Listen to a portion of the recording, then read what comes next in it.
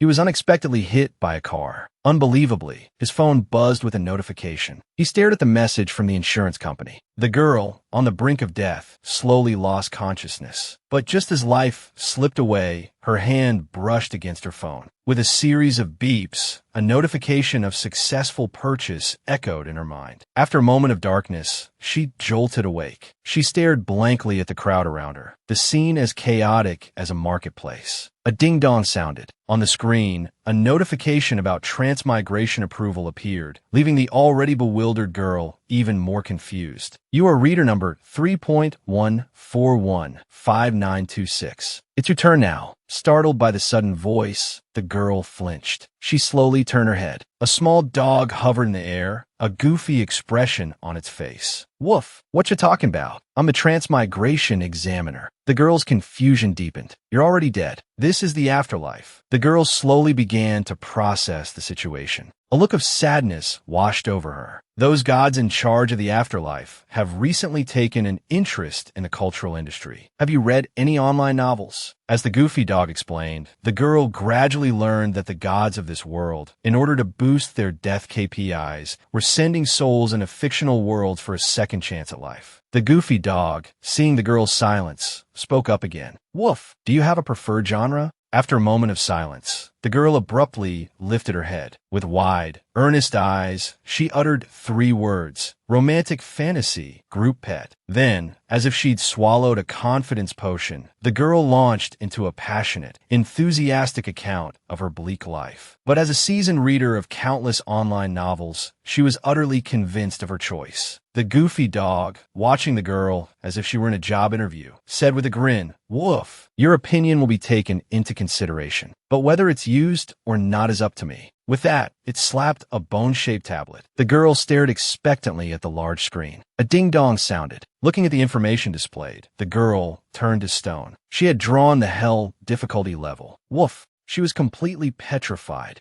Holy cow, this girl's flying high. That's a 1 in 100,000 chance. Congratulations, congratulations. Despite the goofy dog's congratulations, the girl remained motionless, still frozen in place. Others noticed the information she'd drawn. Hey, look at that unlucky soul. Let's go congratulate her. By now, the girl was utterly devastated, her spirit crushed. She'd forgotten she was already dead. Looking at the name of the character she was about to become, she felt a wave of sadness wash over her. She regretted ever reading that tragic novel. Who will I be in the novel? She asked, her voice hollow. The goofy dog, stars swirling above its head, replied, Woof, since you love being a group pet so much, I'm having you transmigrate into a little girl. And she has pink hair, and she's from the villainous noble family that bullies the protagonist. Well, she's from the servant family that gets bullied. The girl stared blankly at the goofy dog. What does that have to do with being a group pet? Even a stray dog sniffing grass has more screen time than that. But the goofy dog remained unmoved by her questions, pushing her towards the cycle of reincarnation. Don't worry, it said. Just then, the goofy dog noticed a notification flashing on its bone-shaped tablet, a notification about the 18th generation. It was utterly shocked. Holy crap, what the? I just realized you're the first user to purchase the Transmigration Human Beast package, so you really don't have to worry. The girl, thoroughly confused, was about to ask a question when the goofy dog suddenly flew into the air. Gotta go. I have a date with Little Flower tonight. Don't waste my time. With that, it unleashed a doggy 18th generation kick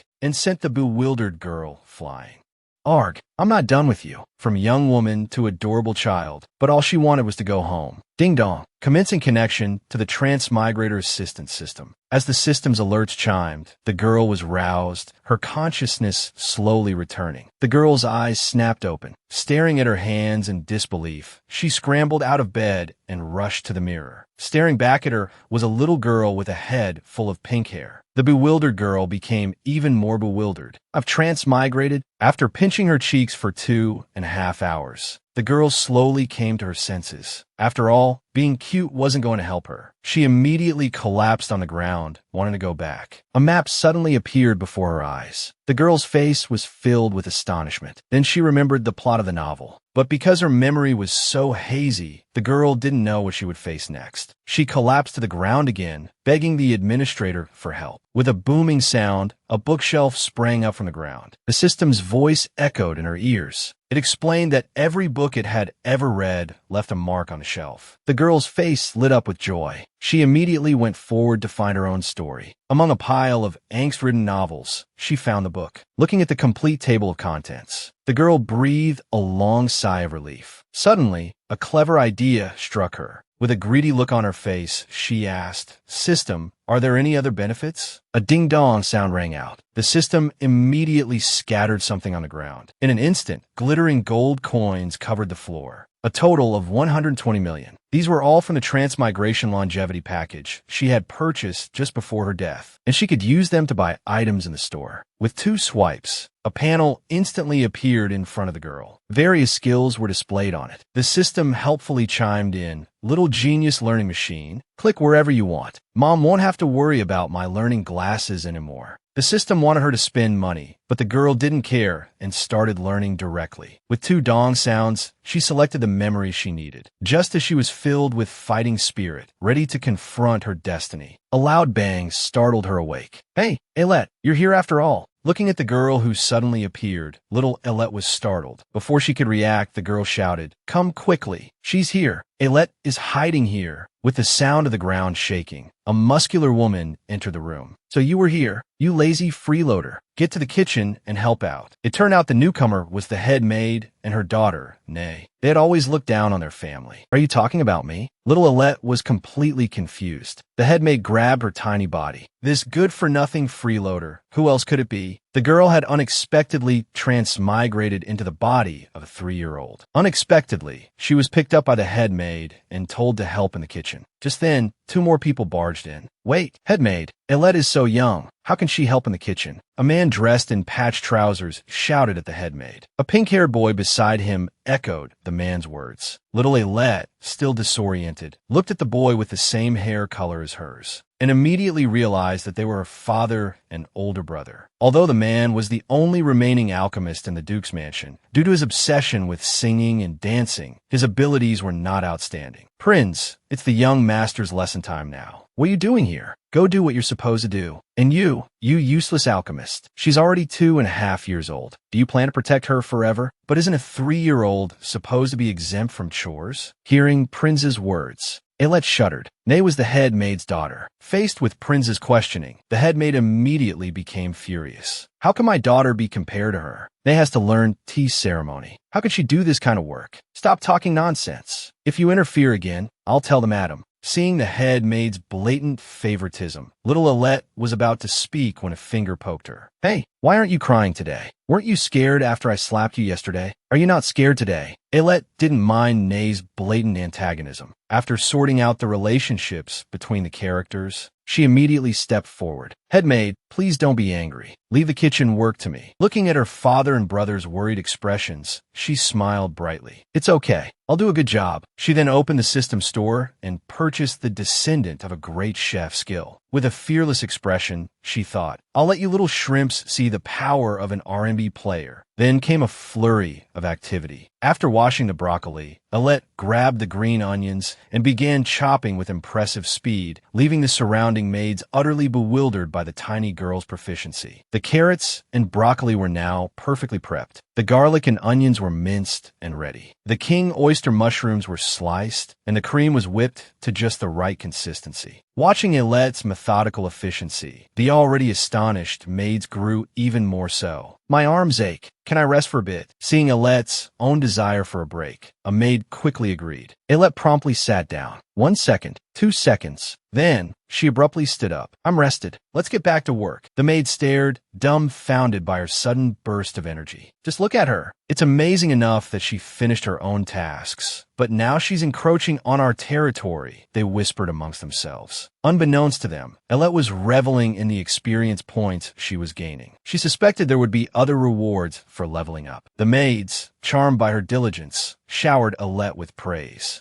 The head maid observed the scene, scowling. What's going on with this little brat? I didn't bring her here to be praised. Girl unexpectedly reborn as a 3-year-old. Just because she bought cheats before she died, she's not afraid to level up and crush the villains. Just as she was brimming with energy and ready to conquer this world, trouble came knocking. Resigned to her fate in the kitchen, she heard the head chef's voice. Elette, come and taste this soup. The chef's request caused a ripple of surprise among the maids. Heavens, head chef, aren't you always supremely confident in your own cooking? What's gotten into you today? The head maid, intent on putting Elette down, intervened. Hey, Pessa, what are you doing? How can you let this little girl taste your cooking? Pessa, the head chef, bristled. Head maid, shouldn't you be working instead of gossiping? This is my kitchen, and I don't need your input. Realizing her misstep, the head maid backpedaled. Come here, then, she conceded. The head chef dipped a spoon into the soup and offered it to Elette. Just as the little girl was about to take a sip, she silently summoned her cheat, activating RMB's magic ice. 9th level tasting activated. Without hesitation, Elette slurped down the soup. It could use a spoonful of evaporated milk to brighten the flavor, she declared. The head chef stared at her, a slow smile spreading across his face. Elette Rodeline, he began. Would you like to learn to cook with me? The already buzzing kitchen erupted in further commotion. They couldn't believe the notoriously picky head chef was taking Elette under his wing. Elette feigned nonchalance. Cooking? Sure, she agreed, inwardly ecstatic. After all, experience points were practically waving at her. She glanced at the head maid, who trembled with disbelief. She couldn't believe she'd inadvertently helped this little pest. Furious, the head maid stormed out of the kitchen, leaving Elette beaming. As time passed, Elette began her culinary apprenticeship. Seeing her diligently practicing, the other maids offered to help, but Elette politely declined, a mischievous glint in her eyes. She was close to leveling up and wasn't about to hand over precious experience points. Unable to persuade her, the maids went to take a break, leaving Elette to her rhythmic chopping. As she worked, a wave of resentment washed over her. In her past life, she'd been a corporate drone, working tirelessly. Now, after being reincarnated, she was still toiling away. She felt a pang of frustration for not being reborn into a life of pampered ease. Lost in thought, tears welled up in her eyes. Suddenly, a voice startled her. Her older brother stood in the doorway. So this is where you are. Are you all right? He asked, approaching her. I'll take over now. You go and rest. You've worked hard. Touched by his genuine concern,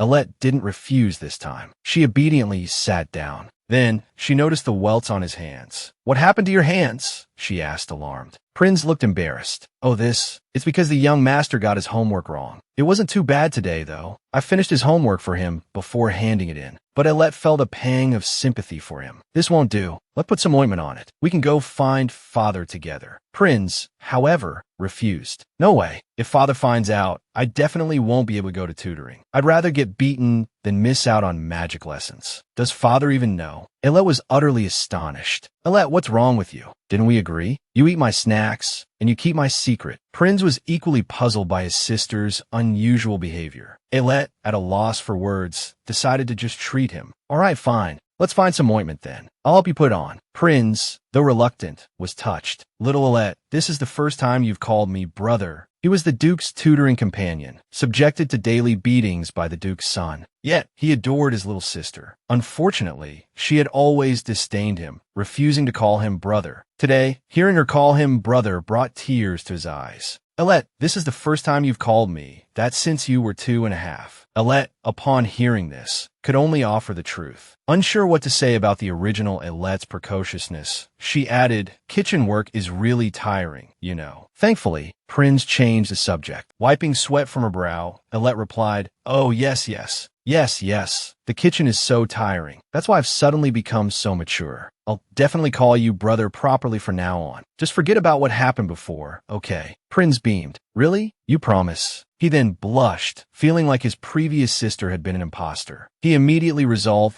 to cherish his new, improved sister. Elette, relieved at successfully deceiving him, felt less apprehensive. After all, she was the imposter. Little ones, come have some tea once you're finished with the dishes. A smiling young woman poked her head in. Both children answered in unison. Okay, let's finish washing these dishes and go have some snacks. All right, just as they finished speaking, Nay appeared, a smug look on her face. Elette, looks like you've become a dishwasher. How pathetic. Washing dishes every day will turn you into an old hag. All I have to do is serve tea to the lady. Hearing Nay's taunts, Elette felt a surge of irritation. Well, aren't you special? Ding dong. Thanks to Elette's diligent practice, she had gloriously become a level 2 technician, unlocking more cooking skills. Seeing the newly acquired culinary arts, she immediately thought of how to deal with this little green tea. Well, it's true. This kind of rough work suits you too. Hey, I'm talking to you. What are you doing? Before Nay could finish, Elette abruptly stood up and delivered a swift headbutt to her chin. Ouch, didn't expect your head to be so hard. You're the hard one. Nay, furious, prepared to retaliate. You two little brats. I'll beat you black and blue.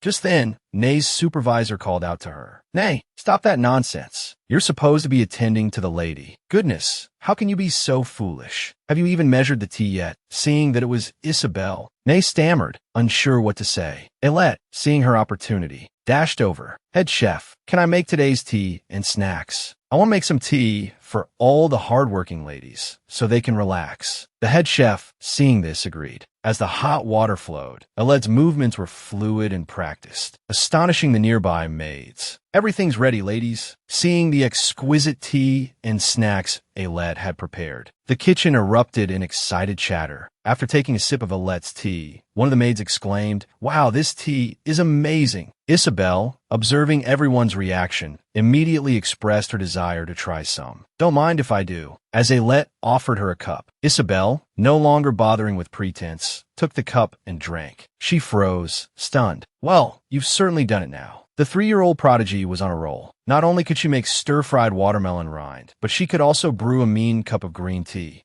That day, after drinking Elette's tea, Isabel roared in fury. Hey, are you really that dense? The sudden question left Elette dumbfounded. After all, the young lady had just praised her tea profusely. Isabel, what are you doing? She's just a child. Drink your tea and stop acting crazy. Pessa, the head chef, protectively pulled Elette behind her. I'm not crazy. I'm perfectly lucid. Pessa, I just don't understand. With her talent, why should she be a chef? She should be studying inspection with me. Seeing that Isabel didn't seem to mean any harm, Elette thought she really needed medication. Why frighten her like that? What are you trying to do? Isn't Nay enough for you? Now you want to steal my child? Isabel immediately played the rogue, mocking Nay as utterly insignificant. Nay stood there, looking utterly foolish. Unfazed, Isabel invited Elette to start learning tea-making with her the very next day. The head chef immediately retorted, telling Isabel not to poach her apprentice. After all, Elette was her student, and she was determined to train her into a great chef. Seeing the two about to clash over her, Elette was bewildered and didn't know what to say. Are you saying I should learn from both of you? Then please take care of me. She then shot a sly look at the crestfallen Nay. They didn't dare breathe. Her face was a picture of stunned silence. A click echoed. The hard-working Elette returned home. Brother, I'm back. Did you find the ointment? But Prinz looked awkward. What do I do? There's nothing in father's bag. Elette was shocked that her diligent father didn't even have any ointment. The head maid often steals it, saying it's to support her willow flower. Elette was astonished. What? Didn't you tell the steward? She didn't know that the steward, the head maid, and the doctor were all in cahoots. Elette thought they were utterly shameless. But Prince's injuries needed immediate treatment. She immediately resorted to the power of money. Come forth, descendant of the great alchemist. With a system beep, Elette gloriously became an alchemy apprentice. Full of confidence, she prepared to treat her dear brother's injuries. But she suddenly discovered that the skills she'd learned were all for making beauty potions. She froze. But then she had a thought. Making cosmetics and soap would work too. After all, she believed that with her exceptional talent, she could level up quickly. With that in mind, she got to work, asking her brother to help. They toiled away until evening. Their weary father returned home. Opening the door, he saw the messy room and his 2 children asleep on the floor. Assuming they were just tired from playing, he put them to bed.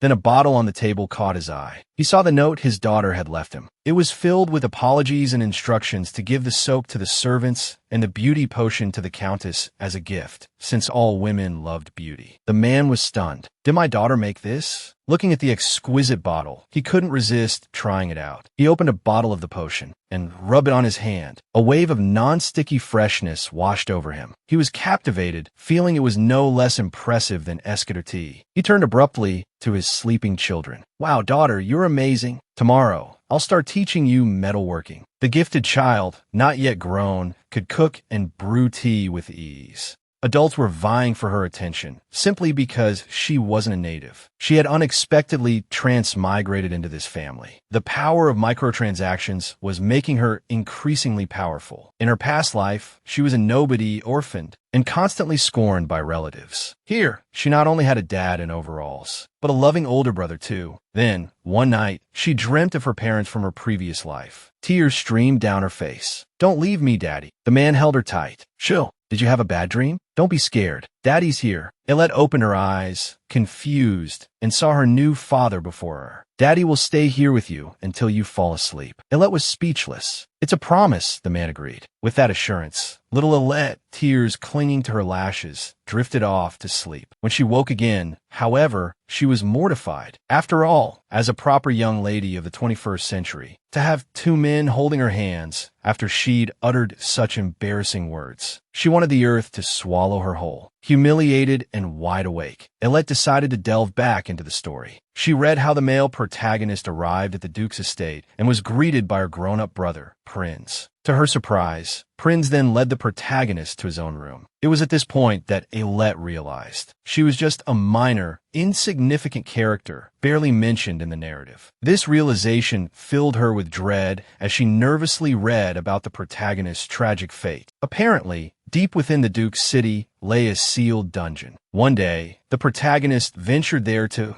supposedly, release something called golden kinkra for the wheat, only to be eliminated by a monster that broke free. Ilette clenched her tiny fists. She had to strive, to become strong, to change her destiny and become golden kinkra. That night, she resolved to finish reading the novel. The next day arrived. Lost in the story, she slammed the book shut. She utterly detested such a cruel plot. She wanted to force-feed the author a few buckets of pig brains to improve his writing. Determined to change her fate, she immediately summoned the system. "I choose healing," she declared. The system promptly responded with a ding. "You have chosen the legendary leftover soul. Based on your chosen profession, your corresponding ability will awaken. Divine power awakening." Just as Ilette, brimming with energy, prepared for her divine baptism, the system declared, ding. Awakening conditions not met. Unable to awaken divine power. Ilette nearly collapsed. Ding. Please complete the prerequisite task. Ilette was astonished. She had paid for this. How could there be prerequisites? Grumbling, she went to the chapel to clean. Ugh, so much dust. I'll have to clean this place properly from now on, she muttered, then glanced up at the floating task prompt. As the task details shimmered before her, she felt utterly foolish. Cheap things really were useless. She had to clean for 1,000 days? 2.5 hours of singing and dancing practice every day was already enough torture. But, determined to complete the task, Ilette clasped her hands together with a swish. I shall begin my heartfelt prayer, she declared. After a moment of silence, however, she faltered. How do I pray again? 3-year-old cheats. Microtransactions for power. When Ilette learned of her impending doom, she immediately demanded cheats from the system. But the system was a scam, asking her to pay 648. If she didn't, she had to pray 1,000 times in the chapel for the gods to bless her. Faced with the task of sincere prayer, Ilette was lost. Oh my, how do I do this? She hadn't prayed in her previous life. Slumping dejectedly in a chair, she suddenly remembered the strange dog-like creature she'd encountered after her death. Clasping her hands, she blurted, "Oh, gods of the Transmigration Management Bureau, please grant me power." As soon as these ridiculously Chinibu words left her lips, a ding echoed. Morning prayer complete, 5%. Ilette beamed, finally understanding what to do. After a litany of complaints, another bing signaled the completion of the day's task. A holy light descended from the heavens, and the system's voice resounded. On the continent of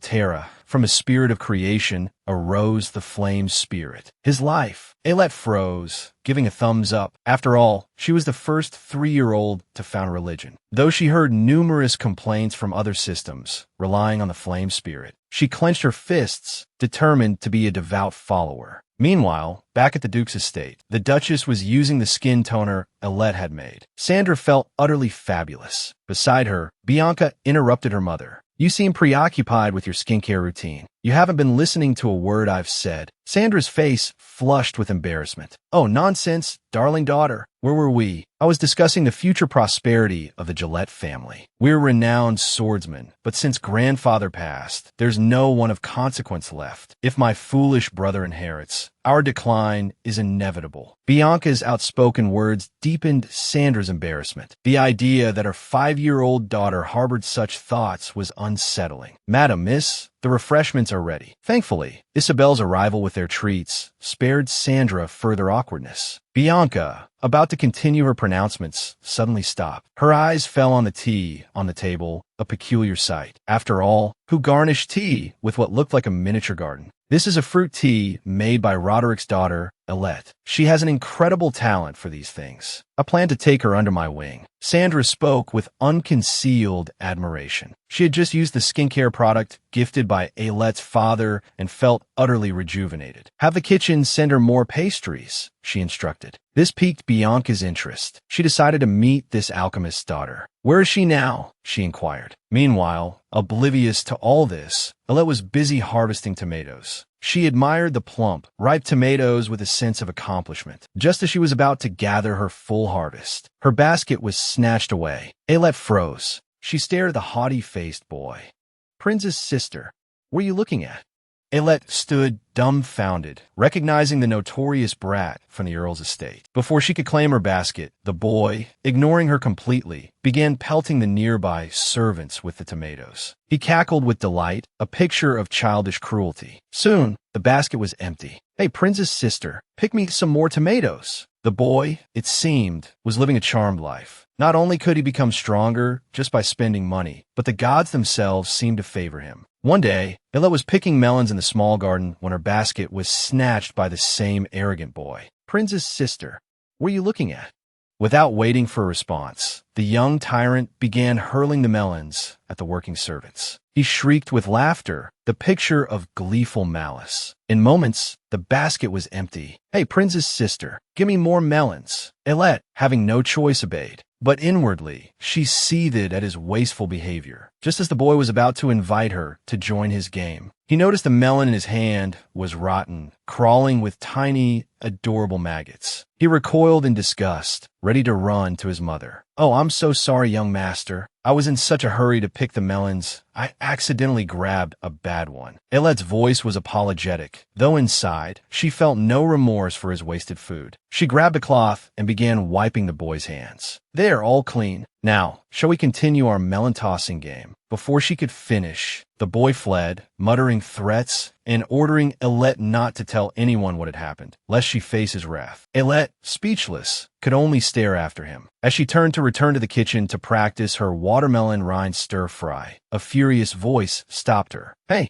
Elette Roderick, I saw everything. You even touched the young master's hand. It was Nay, her face a mask of rage. Oh, Nay, don't tell me you came running all this way just to pick a fight. Don't play coy. Nay, consumed by fury, ignored Elette's question. She grabbed Elette's arm. How dare you try to get close to the young master? You're not worthy. Elette, sweating nervously, was taken aback. Nay's taste in boys was truly appalling. Seeing Elette's silence, Nay tugged on Elette, shaking her roughly. Sorry, Nay, Elette retorted. So, you're saying you're trying to snag the young master, and I shouldn't get in your way, right? Hearing Elette's orderly response, Nay immediately looked at her with a foolish grin. This idiot actually understood what she was saying today. Little did she know the Duchess and Bianca had already overheard their conversation. Elette suddenly knew just how to deal with her. But Nay, isn't this a bit presumptuous of you? After all, the young master is a nobleman, and you're just well. Elette trailed off, the unspoken word hanging in the air. Nay, already intoxicated by her own infatuation, didn't seem to care about the difference in their social standing. After all, she declared, the Duchess was a commoner too. The potion's emboldening effects were clearly at work. Hearing this, the Duchess froze. Is that so? Who told you that? Nay, completely oblivious, loudly proclaimed, My mom said so. Just as she finished her triumphant declaration, a voice from behind made her blood run cold. Is that so? So that's how you see me. Seeing that the speaker was the Duchess, Nay's face was a mask of shock. She stammered, unable to form a coherent sentence. The Duchess, meanwhile, was seething with rage. Call the guards, she roared. Throw Nay and her mother out of this house. With the arrival of the guards, Nay made her ignominious exit. Ailette clenched her small fists, a triumphant grin spreading across her face. The Duchess was still fuming, but Bianca quickly stepped in to comfort her. Mother, you shouldn't pay them any mind. Think of it this way, Bianca continued. We've just rid the house of some unpleasantness. Her gaze then shifted to Ailette, who nervously reached up to pat her hair, preparing to escape the scene. But Bianca stopped her. Mother, she said, I wanted to be close to her. The girl, transported from the 21st century into the body of a 3-year-old, found herself facing the affections of the haughty young lady. Mother, can she be my playmate? Being Bianca's playmate, however, wasn't a desirable position. Her previous playmates hadn't lasted more than 3 days before fleeing in tears. Consequently, Bianca had developed a rather dreadful reputation. Anyone asked to be her playmate would burst into tears and threaten suicide. Rumors began to circulate, questioning the aloof young lady's sanity. Having no choice, Ailette, after tidying up, went to the young lady's room. Sweating nervously, she looked at Bianca. Hello, Mississippi. Seeing Ailette arrive, Bianca's face lit up. Welcome, Ailette. She then picked up a forgotten book and placed it on the table. All right, now, just pick any book you want to read. Ailette was surprised, not daring to disobey. She approached the bookshelf, but the titles left her speechless. After all, what 10-year-old girl read such advanced material? Seeing Bianca's focused expression, Ailette resigned herself to the situation. This book looks interesting, she murmured. The title on the book cover read, Eternal Membrane. Ailette was taken aback. Seeing that Ailette had chosen a book,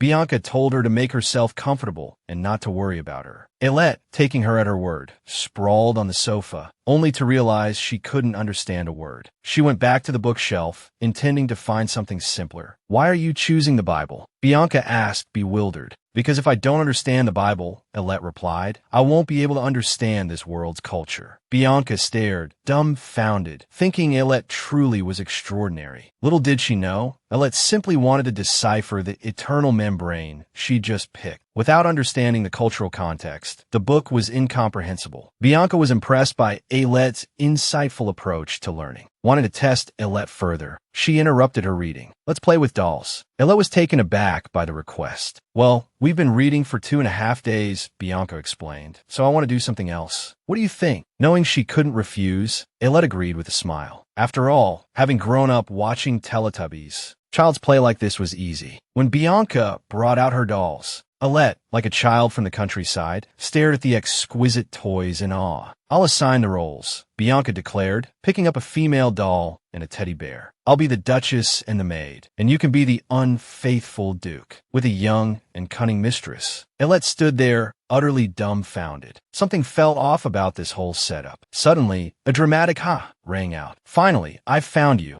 You home-wrecking hussy. I'm going to deal with you today. This was Bianca's final test. This peculiar and frankly unsettling hobby of hers had scared off all her previous playmates. She had even resisted Bianca's attempts to see them off when they left. This had left Bianca feeling defeated and apprehensive. She worried that Ailette, like her other friends, would be frightened away. So, it wasn't until 2.5 days later that she brought out her dolls. Little did she know, Ailette wasn't scared at all. In fact, she picked up a doll with an enthusiastic gleam in her eyes. I've been wrongly accused, madam. I just arrived. It was the Duke who seduced innocent little me. Besides, there's nothing between us. The Duke doesn't even have a... Ailette trailed off, using a euphemism she'd picked up from another world. Bianca was stunned into silence, utterly speechless. Ailette, whose mind was filled with internet memes from her past life, continued her outrageous performance. So, madam, he doesn't even have a... I'm the victim here. I was tricked. The haughty young lady had always been a solitary child. Unexpectedly, Ailette's arrival had piqued her interest. That day, when Ailette came to her house, the young lady asked her to play dolls. Surprised, Ailette had no choice but to comply. She and Bianca began to act out a scene of a duke seducing his mistress, only to be caught red-handed by his wife. Suddenly, Ailette blurted out, Madam, I've been wrongly accused. The Duke doesn't even have it. How could we even do anything? Ailette, unfazed by the scandalous implications of her words, continued her performance. How could we even play around? He doesn't have the necessary equipment. Bianca was momentarily stunned into silence. By the time she recovered, Elette had already finished the scene, looking at her with a bright smile. "Madam, the Duke has fainted. Are you satisfied?" At that moment, Bianca finally snapped out of her daze and grabbed Elette's hand. "You're amazing. Can you stay with me from now on?" Elette froze, her lips twitching, unsure of what to say. "You can call me Bianca from now on, when it's just the two of us. You don't have to be so formal." Elette was surprised, but agreed. After all, winning over the young mistress's favor could only be beneficial. A few days later, after finishing her daily prayers, Elette went to find Bianca. Bianca was waiting for her, a beaming smile on her face. She invited Elette to the library to find a certain book, one that explained how it is made. Elette, a connoisseur of such internet lore, readily agreed, her face lighting up with excitement. They walked to the library together. Looking at the enormous building, Elette gasped, "Wow, it's so big."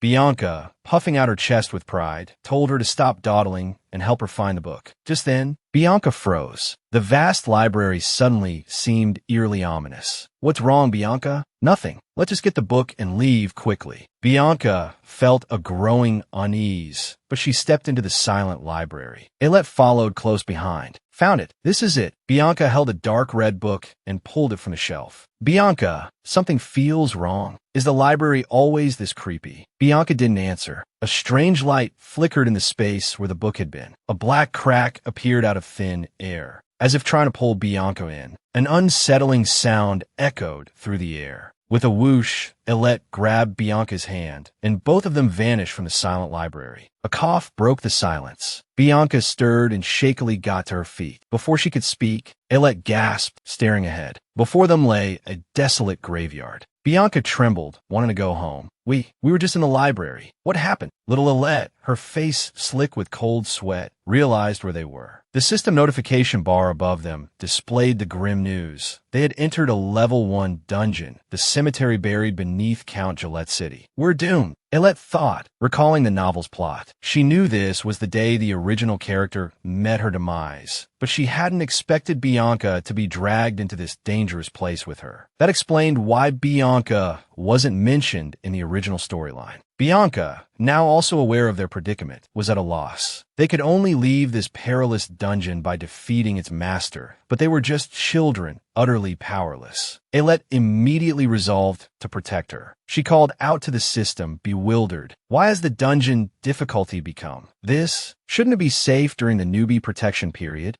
The system was stumped, unable to answer.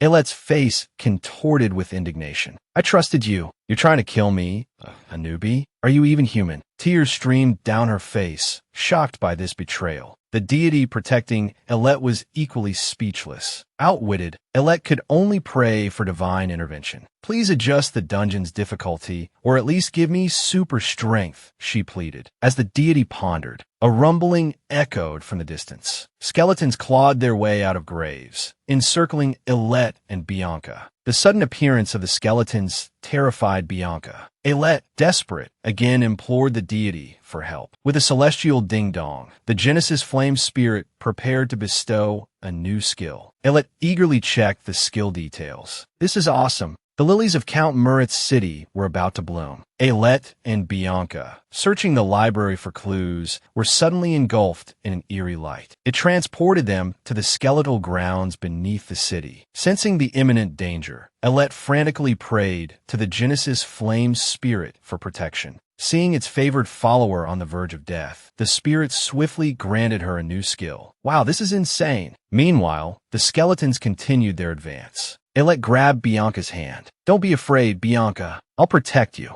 Tears welled in Bianca's eyes as she clung to Elette. "I'll protect you too, Elette. I mean it." She insisted she wasn't just talking. A chilling voice echoed through the graveyard. The dungeon's master had arrived. "Greetings, adventurers." Aldacia, ranked 9,438th in the demon realm, stood before them. Well, he sneered. "Two little children. Are you here to be my next meal?" Bianca's brow furrowed at the mention of being eaten. Facing the terrifying Aldacia, she stepped in front of Elette, ready to negotiate. "What will it take to let us go?" she asked. "I'll give you a 648 package." Ooh, 648? I accept your offer, Aldacia replied, but you have to leave the little girl behind. Bianca refused. Elette was hers to protect. No way. She's mine. It's not happening. I'll give you 648 packages. Just let us both leave. Bianca pleaded. Unbeknownst to her, Aldacia, despite his name, wasn't foolish. He let out a wicked laugh and gave Bianca a choice. Choose one or both would be devoured. Elette, tired of the villain's taunts, lunged forward to attack, but Bianca pulled her back. Elette, don't. I'll stay here, Bianca declared. As the head of the family, I have to protect you. And you're not just some insignificant maid, Elette. You're my friend. Elette froze. Bianca's voice trembled. Elette, you're smart. You know what to do. I'll be here, waiting for you to come back with help. Elette turned and ran. Bianca, thank you for saying those things. But you don't have to do this. Didn't I say we'd be all right? Don't worry. Elette's face was calm. With a swish, she turned around. She abruptly raised her arm in a protective gesture. A golden light flashed. Balala the fairies, transform. Yukala transform. With a cry, Balala the fairies finally began their righteous mission.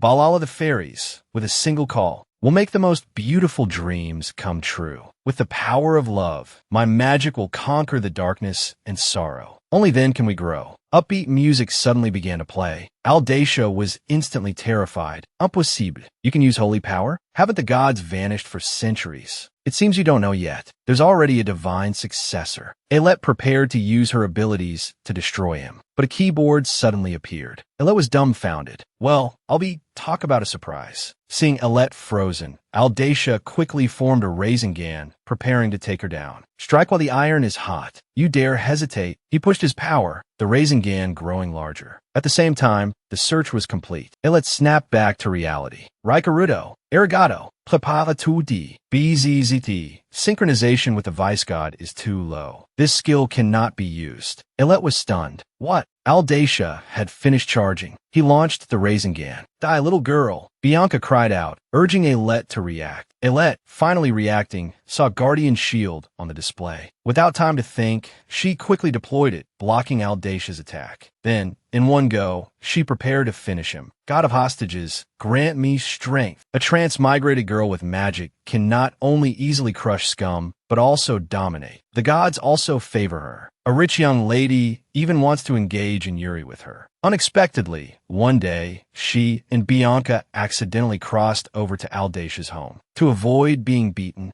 Elette transformed into the Divine Maiden. Omniscient God, darkness envelopes all things. I am the last dawn light in the darkness. I have arrived. With a flash of lightning, Aldacia screamed, wanting to escape. Thinking he was dead, Elette approached to see what he had dropped. But Aldacia was still alive. You're so weak, and you're not dead yet. Please, have mercy and spare me. Elette stroked her chin, contemplating Aldacia's plea. All right, since you want to live, she touched his body. Then I'll heal you. Aldacia instantly broke out in a cold sweat, begging Elette not to cast the spell. But it was too late. A golden light flashed, and Aldacia vanished. You just tried to take me down. Did you think I'd let you off? Just as Elette finished off Aldacia, the system finally chimed in. Elette has defeated Aldacia, ranked 9,438. Holy light appeared in the sky, drifting down to the earth. Just then, Elette gasped, noticing something on the ground. This must be the reward for defeating the boss. Elette picked it up, dumbfounded, unsure what to do with it. Bianca! Elette's sudden shout made Bianca turn around with a smile. Elette was about to share the good news, but Bianca grabbed her arm. Wow, you're so amazing. You're a divine messenger. At your age, to possess such divine power. That's incredible. Faced with Bianca's astonishment, Elette didn't know how to respond. But as the first believer of the creator Yenling, she was indeed considered a divine messenger. She could only awkwardly reply, something like that. Bianca tightened her grip, her face full of admiration. I see. So the gods haven't abandoned us after all. As Bianca was lost in thought, a series of system notifications suddenly appeared, leaving the already bewildered Elette even more confused. After all, this evangelizing is truly childish. Relying on imagination to develop followers? Isn't that just a pyramid scheme? Lost in thought, he suddenly jolted. and with a thud, he collapsed onto the ground. Bianca immediately panicked. "No, Aylett, you can't be dead." At this moment, the system helpfully chimed in, indicating that she had overused her divine power, resulting in a mental breakdown and the need for rest. Aylett was utterly speechless. There truly is no such thing as a free lunch. Otherwise, sooner or later, everything will fall apart. So, creating this isn't easy. Everyone, give me some motivation. Bianca was still crying. "Aylett, you can't die. We finally became friends. We haven't even had a single conversation about love yet." "Bianca, I won't die," Aylett said, now only wanting to rest. After a couple of words, she fell into a deep sleep. Suddenly, a roar echoed through the heavens and earth. Far away, in the sacred prayer grounds, the people of the Holy Temple were astonished by the sudden appearance of divine energy. Excitedly, they declared that the gods hadn't abandoned them, chattering amongst themselves as they prepared to head towards the location of the divine descent. At this time, the level 12 male protagonist also learned of the news and arrived at the prayer grounds at a loss for words. Seeing him arrive, the bystanders, Person A and Person B, mocked him with sinister expressions. After all, the protagonist had previously enjoyed the exclusive favor of the gods, but now a new divine history had suddenly appeared. They asked him if he was jealous, but the protagonist appeared indifferent, stating that jealousy would only hinder his training. He considered their taunts foolish. Faced with the protagonist's insults, Person B was about to demonstrate his strength, but Person A stopped him, urging him not to be impulsive. After all, they still needed to rely on his divine power. Hearing this, Person B no longer wanted to bother with him and turned away, cursing under his breath as he left the prayer grounds. Behind him, the protagonist stood with a depressed expression, touching his hand, forcing himself to appear composed as he looked at the shimmering divine power within the holy temple. "Who are you?" "A gifted child with explosive luck. Acting cute and coquettish can make one powerful, but the price of transformation is a bit steep." Looking haggard, feeling like she's about to die. With a thud, she lies down again. At this moment, Aylett felt like she had pulled an all-nighter playing Plants vs. Zombies for 10 straight days. But she was still relieved that she hadn't fainted, vowing to work hard and create new glories. Just then, the sound of the door opening caught her attention. "You're awake." Bianca, with a worried look on her face, watched Aylett wake up and hurried over. "That's great. Is your body all right?" "Yes, I'm fine now. Don't worry about me." Faced with Bianca's concern, Aylett felt a warmth spread through her heart, making her realize that this world wasn't just words printed on thin paper. Here, she had the care of her only friend, the love of her teachers, and, more importantly, a happy home. "I didn't tell anyone about the dungeon." Just then, Bianca interrupted her thoughts. "I didn't want the appearance of the dungeon and the divine descent to disturb Aylett." Hearing this, Aylett felt a surge of approval for her actions. "So, with such powerful strength, will you join a dungeon raiding group in the future?" Aylett's face immediately fell, a look of worry appearing. She felt truly miserable.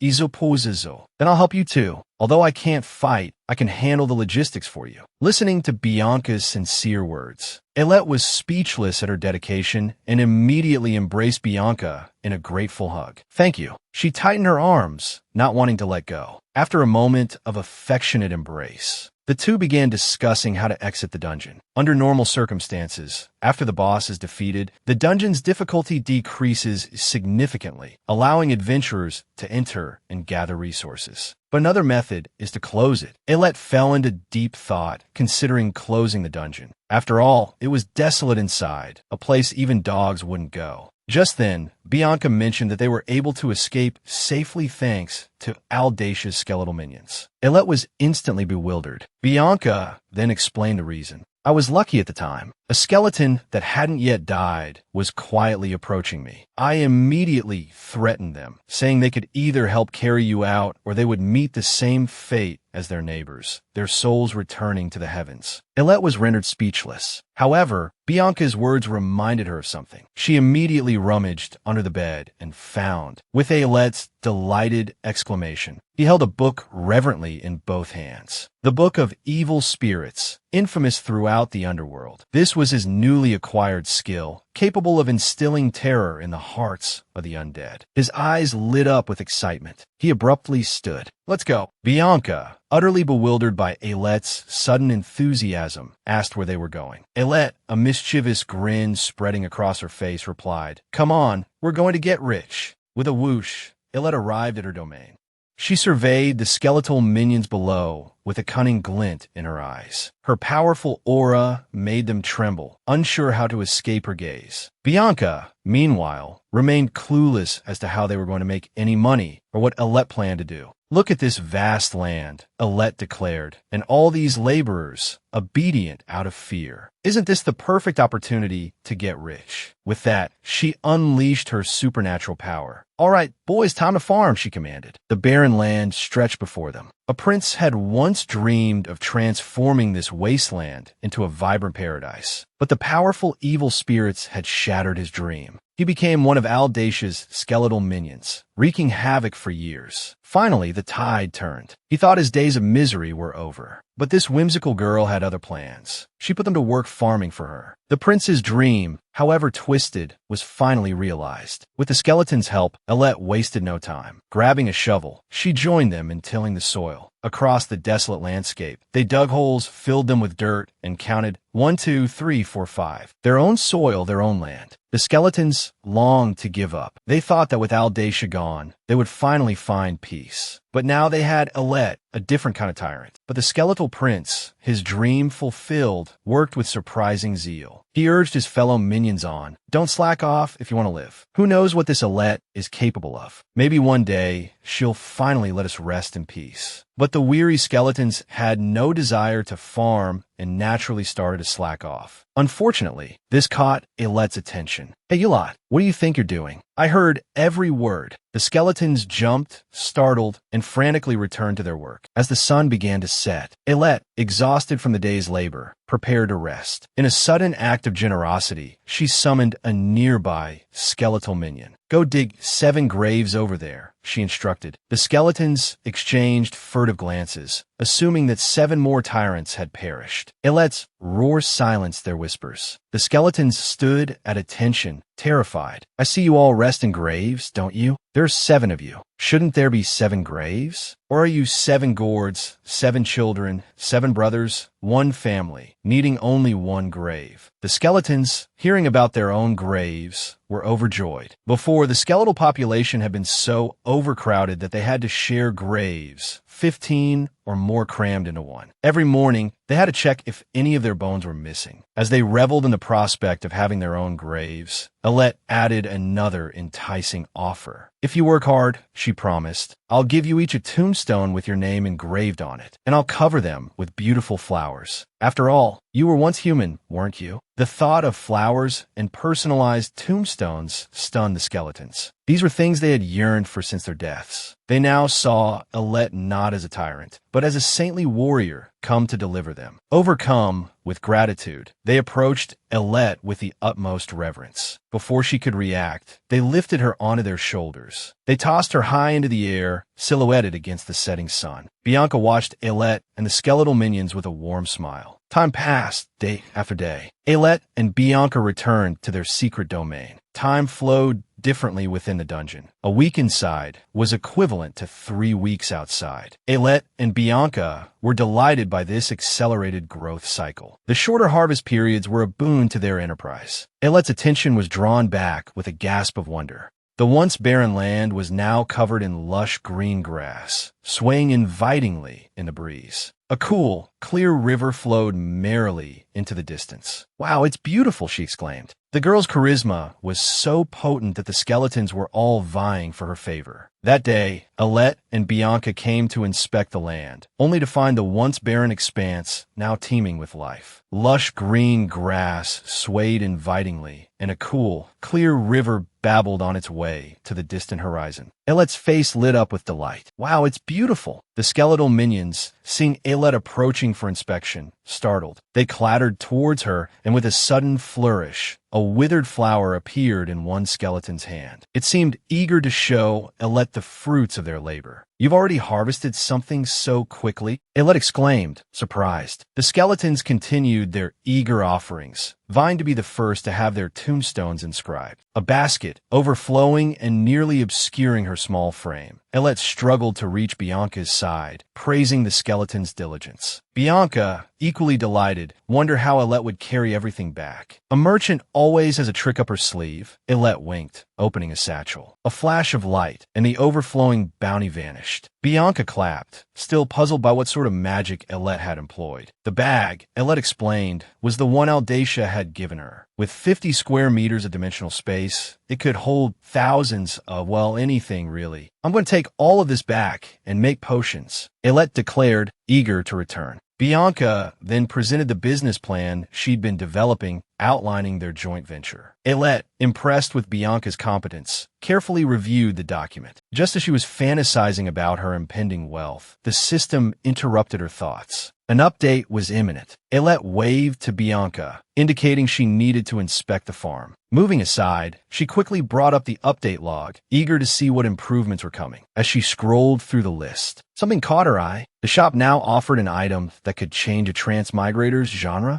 Alet's eyes widened, but the exorbitant price of 10 billion, coupled with the random nature of the genre change, froze her in place. It felt like a cruel joke for someone as broke as her. But wait, there was also a growth together package that seemed more promising. She looked around for a suitable binding target, but Bianca didn't seem to possess the necessary qualities. Just then, a large skeletal face loomed into view, startling Alet. "Whoa, you scared me. What's this?" "For me to drink." It was the skeleton prince, offering her a cup of floral tea. Alet, initially intending to thank him, simply stared. A pink icon hovered above the prince's head. The system chimed in, indicating the skeleton's exceptional farming abilities. With proper nurturing, he could become a druid? Alet, surprised that the system could be used on monsters, felt her ahogue stand on end. The system then prompted her. Did she want to use the 300 trillion ability? Though still stunned, Alet didn't hesitate to confirm. A bolt of lightning flashed. The skeleton prince jolted, and Alet knew the upgrade was complete. "You know what to do now, right?" The prince, starry-eyed, cupped his skeletal face and tapped his skull helplessly. Alet had no regrets. The prince's demonstrated abilities had earned her trust. Bianca, too, was impressed by the skeleton's newfound work ethic. He used to be quite the slacker. Now, the skeleton prince wielded a shovel with enthusiastic vigor, seemingly enjoying the hard labor. He was the epitome of a dedicated worker. Hoping to find more promising individuals, Alet spent her days perched by the window, observing the crowds below. Everyone seemed lackluster. Just as disappointment began to set in, she noticed someone inside the house with untapped potential. It was her brother, Prinz. Alet's eyes widened further. She pressed against the window pane, observing her gloomy brother. After careful scrutiny, Alet, astonished by his potential, flung open the door. He was about to call out to his brother, Prinz, when a foot slammed into his body. He went flying. The young lord, clearly delighted, sneered, "Gulingtsi, get up. I'm not finished with you yet." He raised his stick, preparing to strike again. Alet, witnessing this in a panic, froze. What was happening? This was the Earl's study companion, whose daily task seemed to be enduring the young lord's beatings. Today, his younger sister had come looking for him, only to see the young lord kick him across the room. The young lord, his face alight with glee, prepared to continue his assault. Seeing this, Alet ran forward,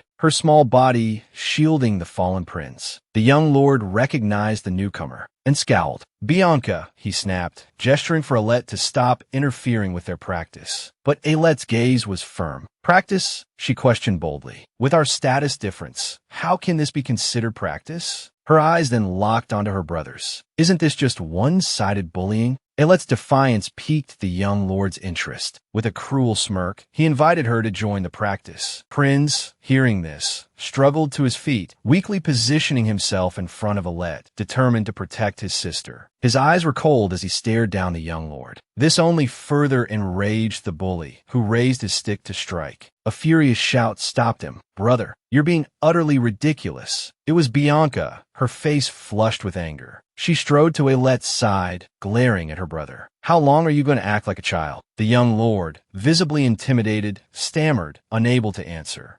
I was practicing swordsmanship, right, teacher? The swordsmanship instructor, hurrying over, remained silent. Bianca's face darkened, and she unleashed a torrent of reprimands upon the two. The pair stood rigidly, their faces pale with tension. Bianca, losing interest, turned to Alette and instructed her to take Prinz for treatment. Alette expressed her gratitude. As Alette led Prinz away, Bianca declared her intention to inform their mother about the incident. Meanwhile, as herbs rustled and fell, the harvest in the dungeon was being prepared for transport. Alette, I'm sorry. Are you angry? Prinz asked nervously, looking at his sister. Alette, exasperated, told him not to talk, explaining that she was preparing herbs for him. Prinz looked on with surprise. Before, Alette only made salves. Now, she was making potions. He asked if she had leveled up, but Alette didn't reply. Green liquid splashed into the container as she recalled her father teaching her alchemy. Just then, a system notification interrupted her thoughts. Her alchemy skill had reached level 8, unlocking new knowledge. Alette showed no surprise. As time passed, the potion finished brewing. She turned, offering the cup. Here, drink this. Prinz immediately thanked her, but hesitated. What's wrong? The potion, it's bitter. That's why I'm hesitating.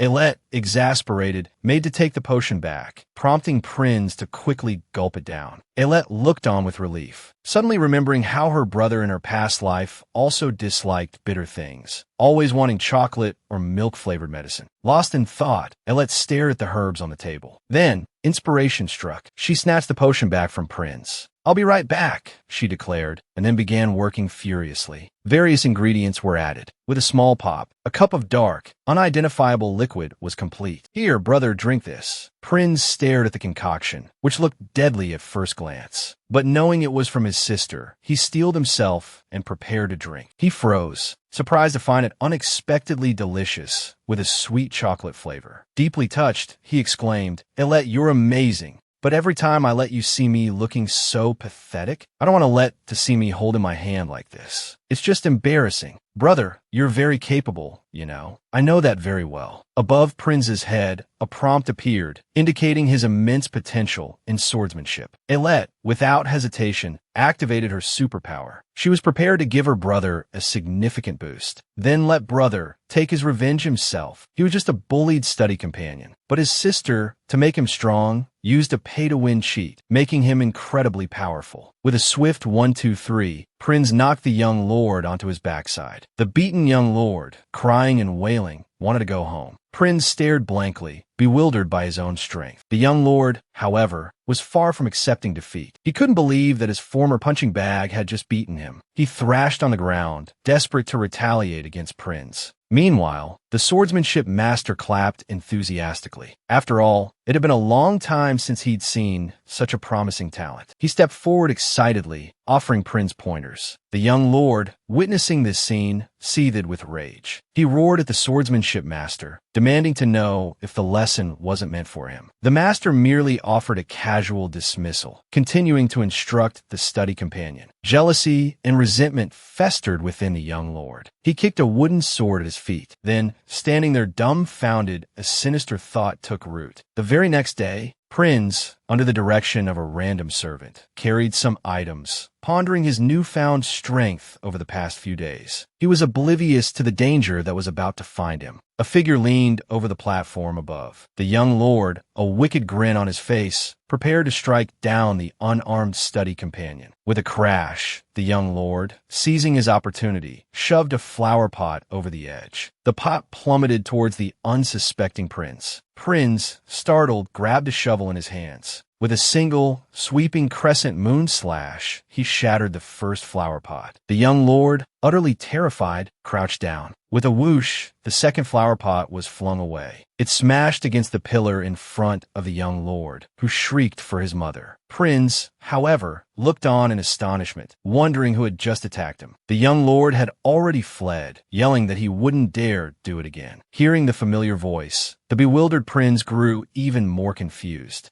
Alette, witnessing the whole scene, wore a smug expression. After all, this was the cheat she had paid for to power up her brother. Prinz was surprised by his sister's sudden appearance. "What's that in your hand?" he asked. "Oh, these are potions I made. After last time, I had a burst of inspiration. This one is cilantro flavored. This one is duck neck. This one is chicken feet. And there's even watermelon rind stir-fried with watermelon. And this one is for replenishing your stamina." She popped a dark, round pellet into Prinz's mouth. She told him to rest well so he could go to the discrimination academy. Hearing Ilette's words, Prinz's heart warmed. He didn't know how to repay her. "Thank you, Ilette," he said. Ilette brushed it off. "What's there to thank me for? These weren't hard to make. Besides, I needed a taste tester. I'm not just talking about the supplements, but also the things you said to me. Thanks to you, I'm slowly becoming stronger. Thank you, Ilette. You're the best sister in the world." Prinz's face beamed. Looking at her brother, Ilette froze. When she finally reacted, she blurted out what was in her heart. What's there to thank me for? If you really want to thank me, play dolls with me for 2.5 days. Hearing about playing dolls, Prinz was stunned. Ilette felt incredibly awkward. After all, this was something she always used to say to her brother in her past life. Thankfully, someone called for Prinz. Ilette, seizing the opportunity, shooed him away, waving her hand and running off. She told him not to take what she'd said to heart. Prinz waved back, but he was puzzled. Why did his sister want to play dolls with him? Ilette had always been precocious. Watching his sister disappear, he wondered why he felt a pang of nostalgia. Meanwhile, Ilette dashed down the Earl's mansion corridor. She thought to herself that she couldn't let anyone discover she was a transmigrated soul. After all, in the novel she read, that was a huge taboo. Just as she was about to ask what would happen if her transmigration was discovered by the Creator Flame tomb, Ilette collided head-on with someone. A potion bottle tumbled to the ground. "Oh, I'm so sorry. Are you all right?" As Ilette apologized, the person picked up the potion bottle. "Did you make this potion?" Ilette was startled by the question. "Yes," she replied. "It's very potent and quite unique." An elderly person gazed at her, eyes gleaming with a strange light. Ilette froze, feeling as though she were being seen through. "Your name is Ilette Laudermer. I know you." Under the old person's gaze, a flicker of unease rose within Ilette. This person was not ordinary. The 3-year-old's luck explodes. Not only did she defy fate and save the child beside her, but she also gave her bullied brother a power-up. That day, while carrying a potion to Bianca, she bumped into a strange old person. The old person's singular gaze frightened Ilette. As the two stood in a stalemate, a voice broke the tension. "Mother, why are you here?" The Countess hurried towards them, Bianca trailing behind her, but hiding her face in fear, too afraid to speak. Ilette was surprised to hear the old person was the Countess's mother. She realized this was Katlia Gillett, who, in the book, was one of the bishops of the Holy Emperor's Hall, to which the male protagonist belonged.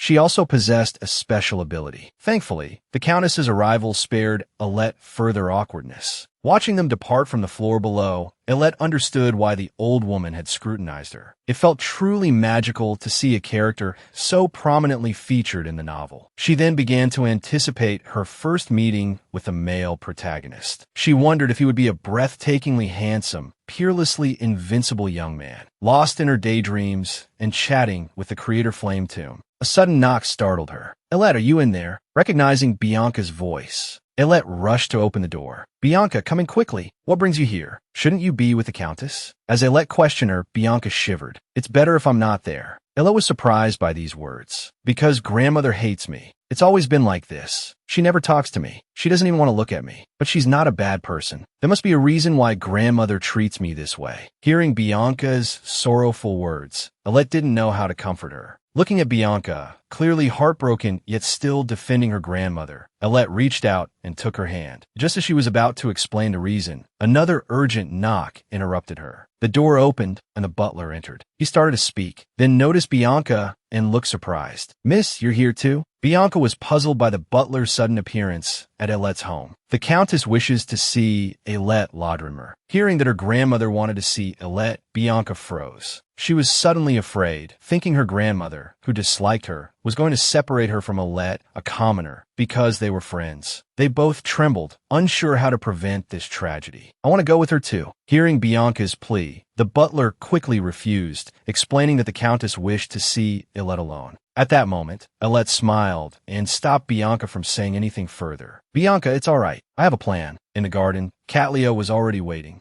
You've arrived, Alet Lodrimer. Alet cautiously approached. Before she could offer a greeting, Katlia spoke first. Thank you for taking the time to come. I've prepared some refreshments. Please help yourself. Alet stared at the table laden with food, stunned. It was enough to feed her for 2.5 days. Just as Alet sat down, Katlia immediately asked, "Are you close to Bianca?" Her expression turned somber. "What is your relationship with my granddaughter?" Faced with Katlia's directness, Alet didn't hesitate. Beaming, she declared that she and Bianca were the best of friends. She then showered her best friend with effusive praise. Hearing this, Katlia couldn't help but smile. Alet now understood. Katlia doesn't actually dislike Bianca, Alet ventured. "Were you here to see Bianca today?" she added, her tone questioning. "Why would you think that?" Katlia responded, her brow furrowing slightly. Alet's face was serious. "Because you were waiting for news of Bianca's death." The words hung in the air, heavy with unspoken implications. Katlia's expression froze, the blood draining from her face. "What do you mean?" she whispered, her voice barely audible. Unseen, Bianca, concealed nearby, had heard every word of their exchange. Katlia's face was grave as she looked at the small child before her. "You're certainly no ordinary child," she stated, her voice low and intense. "Who are you, really?" The weight of her abilities pressed upon Katlia. She possessed eyes that could pierce the veil between life and death, yet she was powerless to prevent the looming tragedy that threatened her granddaughter. Katlia remained silent, choosing to evade the painful truth. Having come to visit her granddaughter that day, she found herself unable to depart. Uncertainty gnawed at her. Summoning Alet, she prepared to confront the unsettling mystery surrounding the child. But Alet, with unnerving perception, saw straight through Katlia's carefully constructed facade. "Were you here to see Bianca today?" she repeated, her voice echoing her earlier question. "Waiting for news of Bianca's death." The bluntness of the accusation struck Katlia dumb. "The reason you remember me," Alet continued, her gaze unwavering, "is because my lifespan was the same as Bianca's, wasn't it? Because I was supposed to die on the same day as her." Katlia, startled, rose abruptly to her feet. "How do you know?" she breathed, her voice laced with disbelief. As Katlia grappled with the implications of Alet's words, the child offered no response. "Now you don't have to ignore Bianca anymore," Alet stated calmly. "Her fate has changed." Her voice sharpened. "I'll ask you again. Who are you?"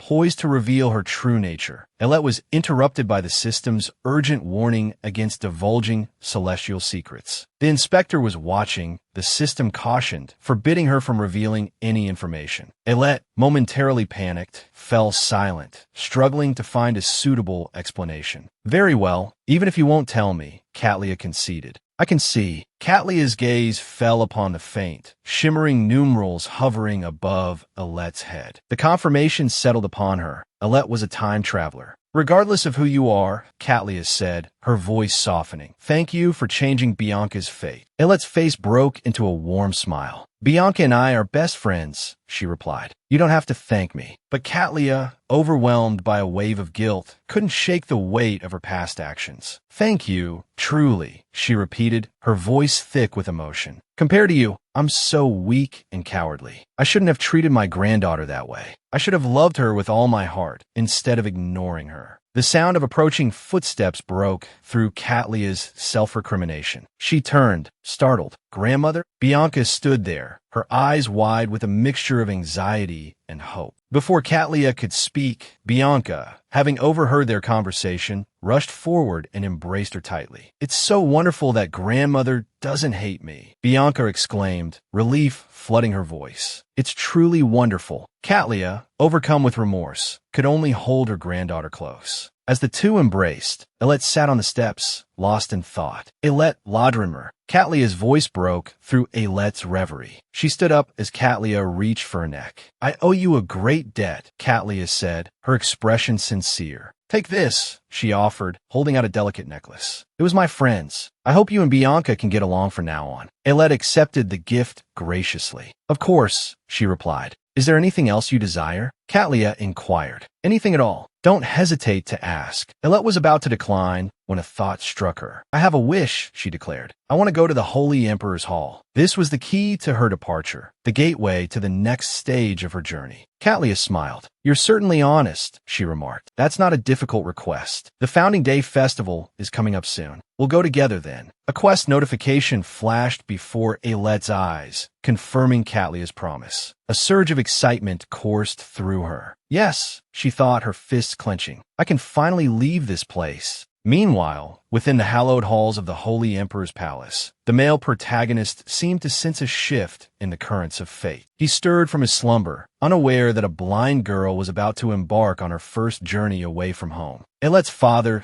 gave her 1,000 warnings, urging her not to be tricked by bad people outside. Her good friend, Bianca, stood beside her with a worried expression. Bianca asked if Elet was really going to be all right. After all, while they were packing last night, Bianca thought Elet was moving out, even going so far as to entrust her prized 82 scythe to her, as if passing on the guardianship of their home. Elet, immediately embarrassed, explained that she was just trying to create the atmosphere of a grand departure, playing along with the idea. But in her heart, she couldn't help but feel a little afraid. The beginner's protection in Countess City had made survival so easy she hadn't had a thing to fear. But she knew that stepping outside those gates would instantly ramp up the difficulty to hellish levels. But remembering that the male protagonist hadn't yet returned, Elet reasoned that she should be fine. Just then, Bianca interrupted her thoughts, calling over a nearby vendor. Bianca handed her a jianbing guozi, a savory crepe, to take with her on her journey. Elet's face lit up like a flower. Wow, it looks delicious. Thank you, Bianca. But then Bianca leaned in close, whispering, you have to tell me your real age later, okay? Elet, feeling like she was being interrogated again, could only offer a non-committal, next time for sure. Just then, a young man nearby told them to get ready, as they were about to depart. We'll be using spatial transference. Come over here. Obediently, Elet approached. She watched, bewildered, as the young man took out a green gem. With a sharp crack, the gem shattered. A blinding light erupted. As the light and the swirling energy dissipated, Catlia's voice roused Elet, and she opened her eyes, stunned. Gazing at the bustling crowds in the Holy Emperor's Hall, Elet couldn't help but exclaim, there are so many people. Today is Founding Day. Most of the children are here to test their potential, hoping to gain entry into the church. Come with me. With that, Catlia took Elet's hand and led her away. Meanwhile, a man stood with his hands clasped tight, eyes closed, seemingly using some kind of power. Hey, Fexerild, what are you spacing out for in the hallway? A companion asked. Fexerild replied that he was praying for the children. His companion gave him a look of disbelief, clearly not buying it. He was well aware of Fexerild's peculiar habits. Unbeknownst to him, Fexerild was actually praying for the children to fail, so they wouldn't have to enter this place of turmoil. Suddenly, Fexerild's brow furrowed, and he gripped his arm. A vision of righteous pride flashed before his eyes, blood-red words encroaching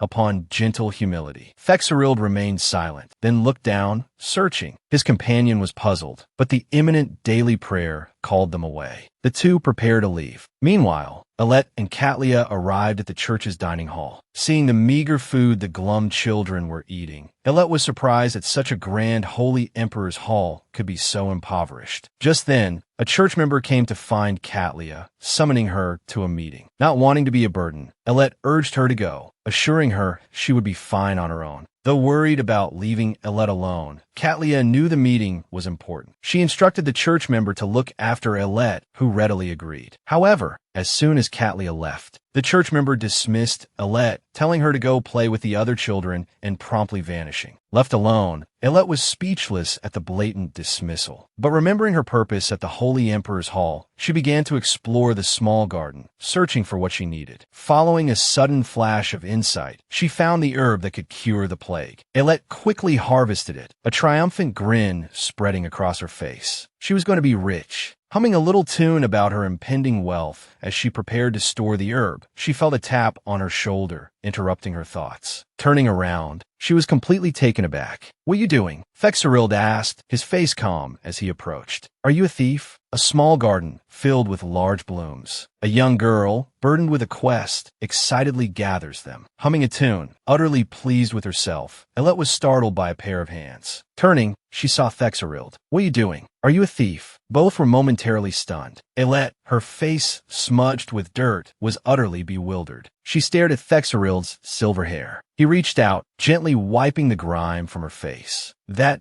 damned gentleness, coupled with an impeccably handsome face, sent a wave of infatuation through Aylette, who, having a weakness for handsome men, instantly recognized him as the male lead, Thexerild Elzant. The system's untimely reminder snapped her back to reality. A look of utter exasperation crossed her face. Thexerild, looking at his own hands, mistakenly thought his concern had caused Aylette distress. "Don't think too much of it. My kindness towards you is purely out of obligation." Aylette, already aware of the storyline, was unfazed by his explanation. She knew Thexerild had to maintain a righteous and benevolent persona to preserve his powerful divine abilities. Conversely, embracing wickedness would plunge him into an abyss of hell. Thus, Thexerild was forced to maintain a facade of honesty and kindness, becoming a pushover despite his inherent strength. Aware of this, Aylette feigned ignorance in response to his questioning. "I followed the aura of a holy relic. I didn't expect to encounter a child here." Thexerild pointed to the necklace around Aylette's neck. "That's the Saintess's relic, and I am one of the heroes chosen for this year's Rebirth Festival." Aylette feigned surprise, internally shocked that Katlia would give her such a valuable gift. Thexerild leaned closer. "It's strange. I don't sense any divine power from you. Why do you possess a holy relic?" Aylette quickly collected herself, insisting she hadn't stolen it. Katlia had given it to her. Just then, a strange rumbling sound echoed. Both froze. "Are you hungry?" Aylette suppressed a giggle, watching Thexerild's embarrassed fidgeting. He stammered,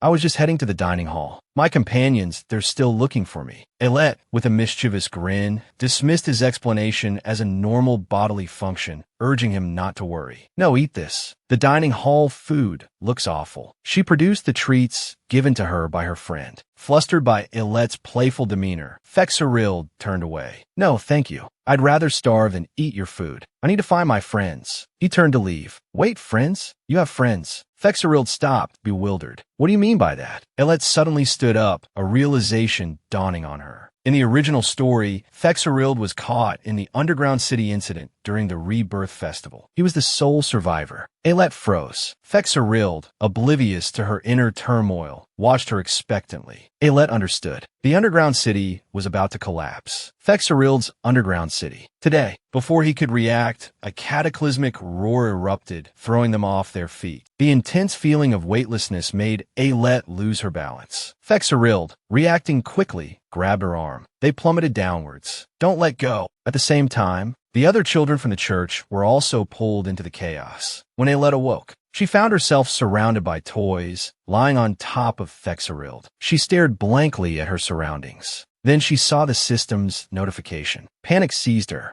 She cursed her bad luck, completely oblivious to the fact she was still sprawled across Thexerild. The other children, unaware of the danger, played joyfully with a teddy bear. Thexerild sat up abruptly, dislodging Aylette. "Wait, don't touch anything. We're in the underground city." A sinister voice echoed, proclaiming this abasement of joy. A blood-red portal appeared, and a grotesque monster materialized before them. "I am Roderick, Count Orsha's butler. Let's share this joyous time together." This was supposed to be the first meeting between the girl and the hero, but something had gone terribly wrong. Both Aylette and Thexerild tumbled into the depths of the joyous mansion, landing before the grim-faced butler who advanced towards them with slow, deliberate steps. The other children who had fallen in scrambled backwards. Now, everyone, don't be nervous. Are you hungry?" The butler produced a bell, summoning a group of unsettling minions. "I've prepared a meal for all my little guests. Please don't be shy. And there are toys here too. Feel free to take whatever you like." His words ignited a spark of excitement in the room. Without a second thought, a boy ate the offered treat. Thexerild,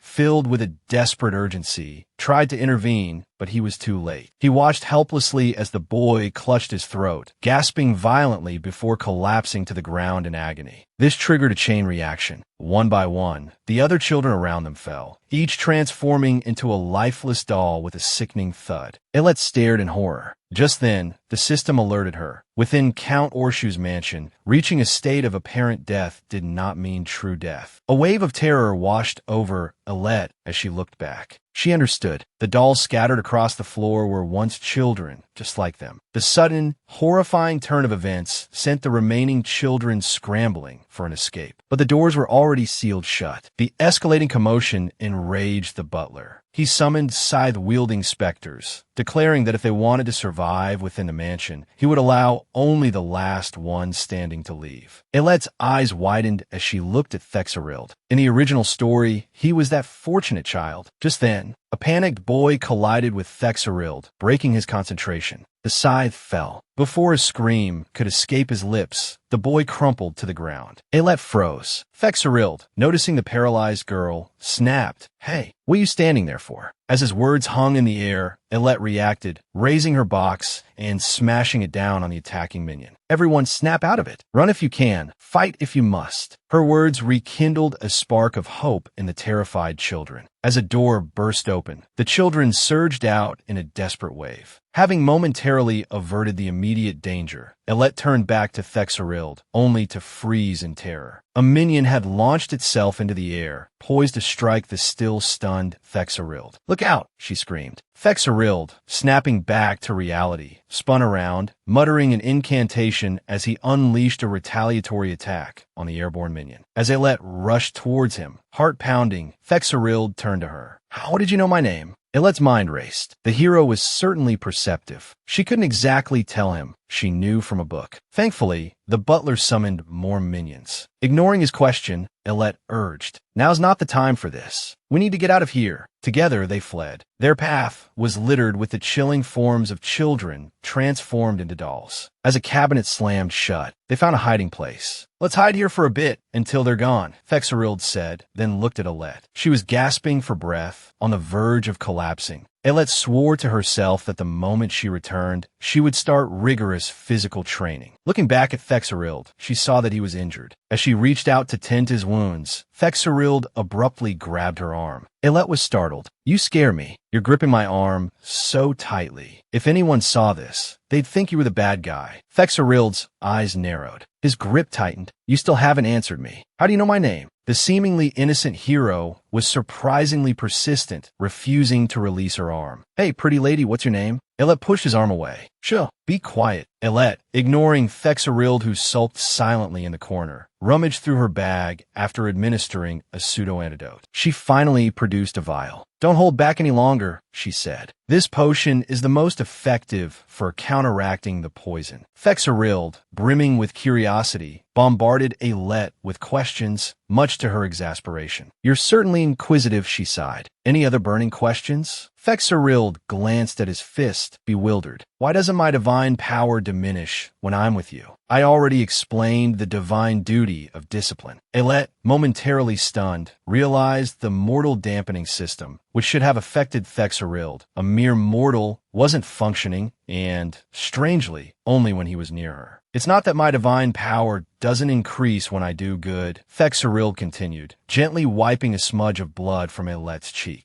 "It increases, but it doesn't decrease afterward." Alette was secretly thrilled that the irritating system seemed to be making an exception for her. After all, she thought, my system is constantly monitoring him. Aloud, she said, "Now, will you finally tell me who you are?" Thexerild, however, seemed unwilling to drop the subject. "Still questioning?" "Huh? This is classified information. I can't just tell anyone." She playfully slapped his arm. "But I can assure you I'm on your side." Thexerild stared at her, captivated by the sincerity in her eyes. Alette, suddenly remembering something, exclaimed, "Oh, right," and began rummaging in her bag again. She pulled out an assortment of food. "Eat this. You haven't even had a meal, have you? You need your strength. This is super delicious, by the way." Looking at the food in his hands, Thexerild decided to hold back his questions. Besides, he thought, if she were a bad person, she wouldn't be able to wear a life artifact without incident. Alette opened the cabinet door. "Eat up," she urged. "Then we can go deal with those creepy minions." She turned to him. "My name is Alette Rodline. Just call me Alette." Thexerild shyly repeated her name, expressing his gratitude for the food. Alette found his bashfulness endearing. Opening the cabinet further, she asked, "So, do you have a plan?" To her surprise, Thexerild, wanting to shield her from danger, intended to face the evil spirits alone with his companions. Aylett, however, insisted on joining him, pointing out that only she could access the potions in her indispensable backpack. Thexerild tried to dissuade her, but Aylett remained firm. If they failed, she wouldn't be safe either. Better to take the initiative, especially since she had her divine descent ability. Just then, a jarring electrical buzz echoed from above. It was Roderick, the butler, testing the mansion's intercom system. "Enjoying your little game of hide-and-seek with the clown?" His voice boomed. "The East Wing has the highest survival rate, perhaps because those who fled, there were mostly the strong ones. In contrast, the West Wing survival rate is abysmal, perhaps because the silver-haired strong ones are truly." He trailed off ominously. "Enough games. You must be hungry. I've had delicious food prepared in the banquet hall. Please join me within the hour.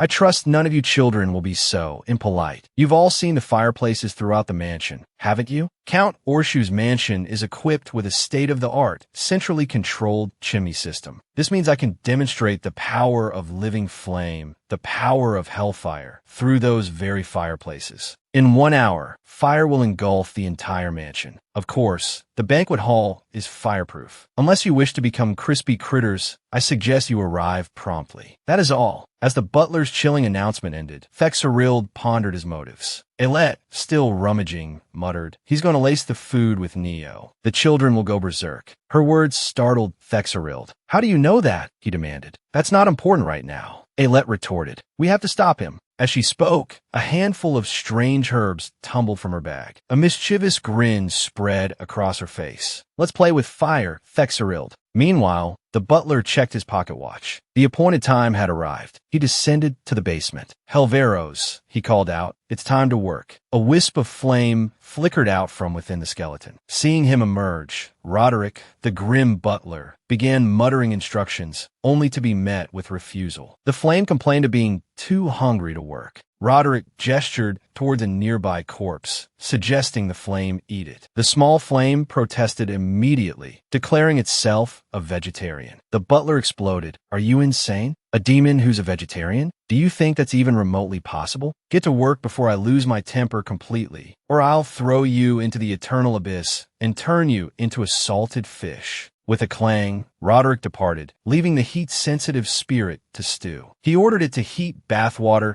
to 996 degrees, threatening to toss it into ice water otherwise. The little flame felt utterly abused by the butler's demands. Gnawing on a 200-year-old bone, it grumbled and hopped out of the chimney to carry out its task. "Oh, when will I ever taste sweet grass again?" it lamented, paying no attention to where it landed. Reacting with surprise, it clutched at the greenery beneath it, its face a mask of confusion. The next moment, the sight before it sparked pure joy. The room was filled with fresh, delicious-looking grass. Overcome with happiness, it exclaimed, "Holy moly! Grass! Delicious grass!" After 200 years, as it reveled in its discovery, Aylett, hidden in the shadows, urged Thexerild to stay silent. "That elite from the sanctuary is a total goofball," she whispered. Elsewhere, someone offered a cake to a smaller companion, only to have it swatted away. "Are you crazy?" Staring at the discarded cake, Ipel tried to figure out what the evil spirit had added to it. Kestio, however, remained uninterested, turning to look elsewhere. He saw that the children who had eaten the food were no longer acting human. There must be a displacement agent in it, he observed. Why else would everyone suddenly become violent and attack each other? Just then, a child leaped up, brandishing a dinner knife, seemingly intent on attacking the pair. Still flirting at a time like this? Ipel quickly stepped forward, blocking the attack. "Support! Give me some power!" Ipel cried. Kestio, sweating nervously, held back. He saw no need to use his divine power against a mere child. Ipel, on the other hand, was exhilarated. He believed they were all evil spirits. At that moment, Roderick, fresh from his bath, arrived on the scene. Taking in the exhilarating scene before him, he amplified the corrupting influence, intending to drive the crazed children to slaughter each other and turn them into a bloody mess. A sudden, thick fog interrupted his grandstanding, covering his freshly bathed body in grime. Furious, he roared, "Helveros!" The little flame, now a different color, coward, afraid to speak. I just bathed, and you've made me filthy again? Wait, why have you changed color? As the butler stared in bewilderment, the children suddenly returned to their senses, utterly confused. Eipold, too, was taken aback. Seeing this, Roderick immediately whirled around to face the little flame. "Was that grass? What did you eat?" he demanded. Seeing the butler's enraged face, the little flame nervously backed away, preparing to flee. But Roderick caught it and hurled it away. "So it's an antidote, you imbecile. Instead of doing your job, you're planting antidotes in the basement. You useless thing." He stamped on the flame. The two onlookers, already bewildered, were now even more so. With a few crunches, the flame vanished, leaving behind a gem. Seething with rage, Roderick immediately moved on to the next stage of his game. He snapped his fingers. A tremendous rumble shook the hall. The children staggered, on the verge of collapsing. As the floor cracked open, a gigantic mole monster emerged. But instead of attacking, it turned its back and muttered to itself. Kestio was speechless, unsure what the creature was doing. Screams from behind him interrupted his thoughts. Something was growing out of the children's heads. "Holy crap, my head itches. Is it growing a brain?" Roderick grinned wickedly. "Yes, something is growing out of your heads. Beautiful red spider lilies, thriving on you as their nourishment. Let me explain further. Depending on the type of brain, the spider lilies will bloom in different colors. And the purplish-black spider lily, well, that's a millennial rarity, a true prize. I've never seen anything like it," Kestio muttered, eyes fixed on the mole monster ahead. Kestio, realizing the danger, urged the surrounding children to stay put. But Eipold continued to wriggle about, oblivious. Exasperated, Kestio flung open a door. A flower suddenly sprouted from the top of Eipold's head. He wore a miserable expression, complaining about having eaten sand. Kestio, thoroughly unimpressed, yanked at the flower, muttering furiously. "This nitwit, Eipold, with a head full of mush, has finally bloomed. I'm going to pull him apart today."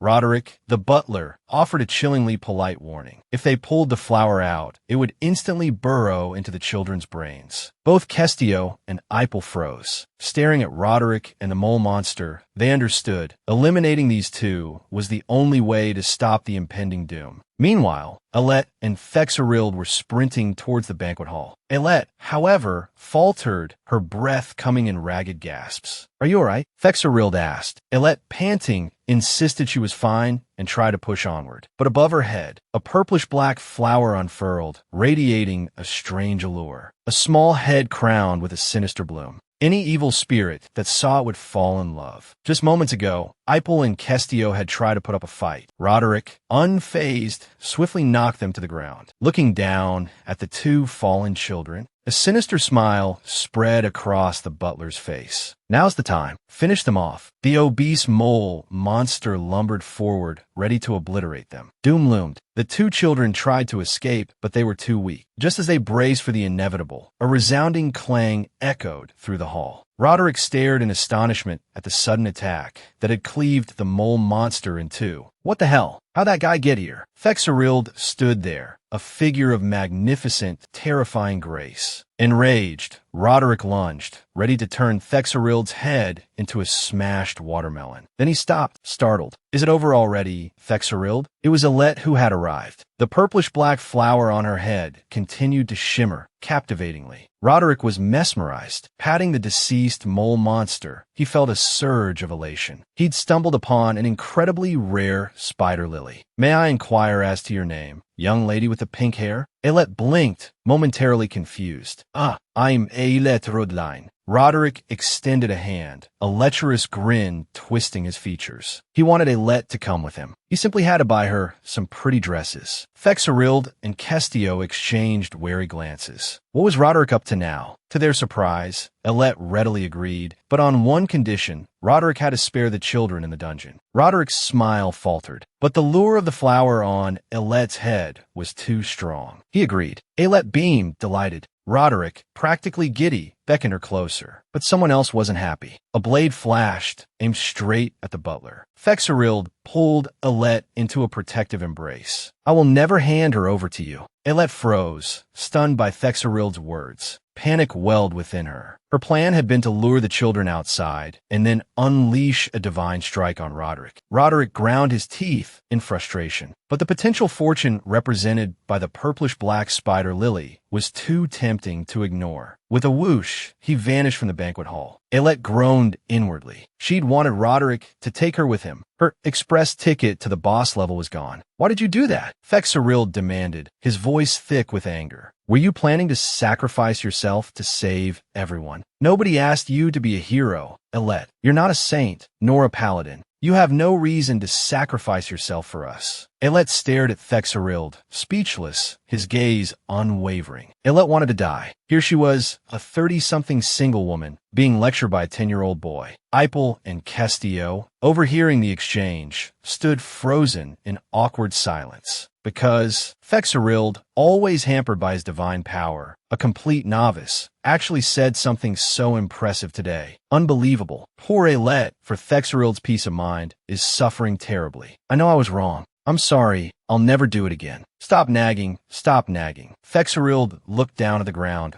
"I'm sorry. I shouldn't have yelled at you." The children's cries suddenly interrupted them. To escape the strangeness, they immediately decided to regroup and leave. Just then, Ailette, following behind Thexerild, saw something. A reddish glowing stone, looking rather eerie. The fearless Ailette, filled with curiosity, picked it up, looking completely bewildered. The others ahead immediately called out to her, urging her not to dawdle, or Thexerild would surely get angry again. Ailette quickly agreed, preparing to bring the stone back with her. She then trotted after them. "Thexerild, are you angry?" "I'm not, don't make things up." Meanwhile, in the depths of the dungeon, Count Orshu was stirring, awaiting their arrival. Mao, the young man, bravely saved his teammates. The next second, the two were ready to disassociate themselves from him. But seeing the potion Ailette produced, their expressions immediately changed. They declared themselves to be good companions with Thexerild, claiming they owed their lives to him. Ailette was delighted by their apparent sincerity. Castillo, at this moment, noticed the herbs on the ground and realized that Ailette was the beauty who had saved them. Ipel, his mind still muddled, immediately slammed his fist, declaring his intent to fight the evil spirits. But remembering their current situation, with only the 4 of them left, Ailette quickly asked where their companions were. Castillo lowered his head, lost in thought. Weren't there 11 holy balancers in total? Thexerild looked nervously at Castillo. Just moments ago, during their battle with the butler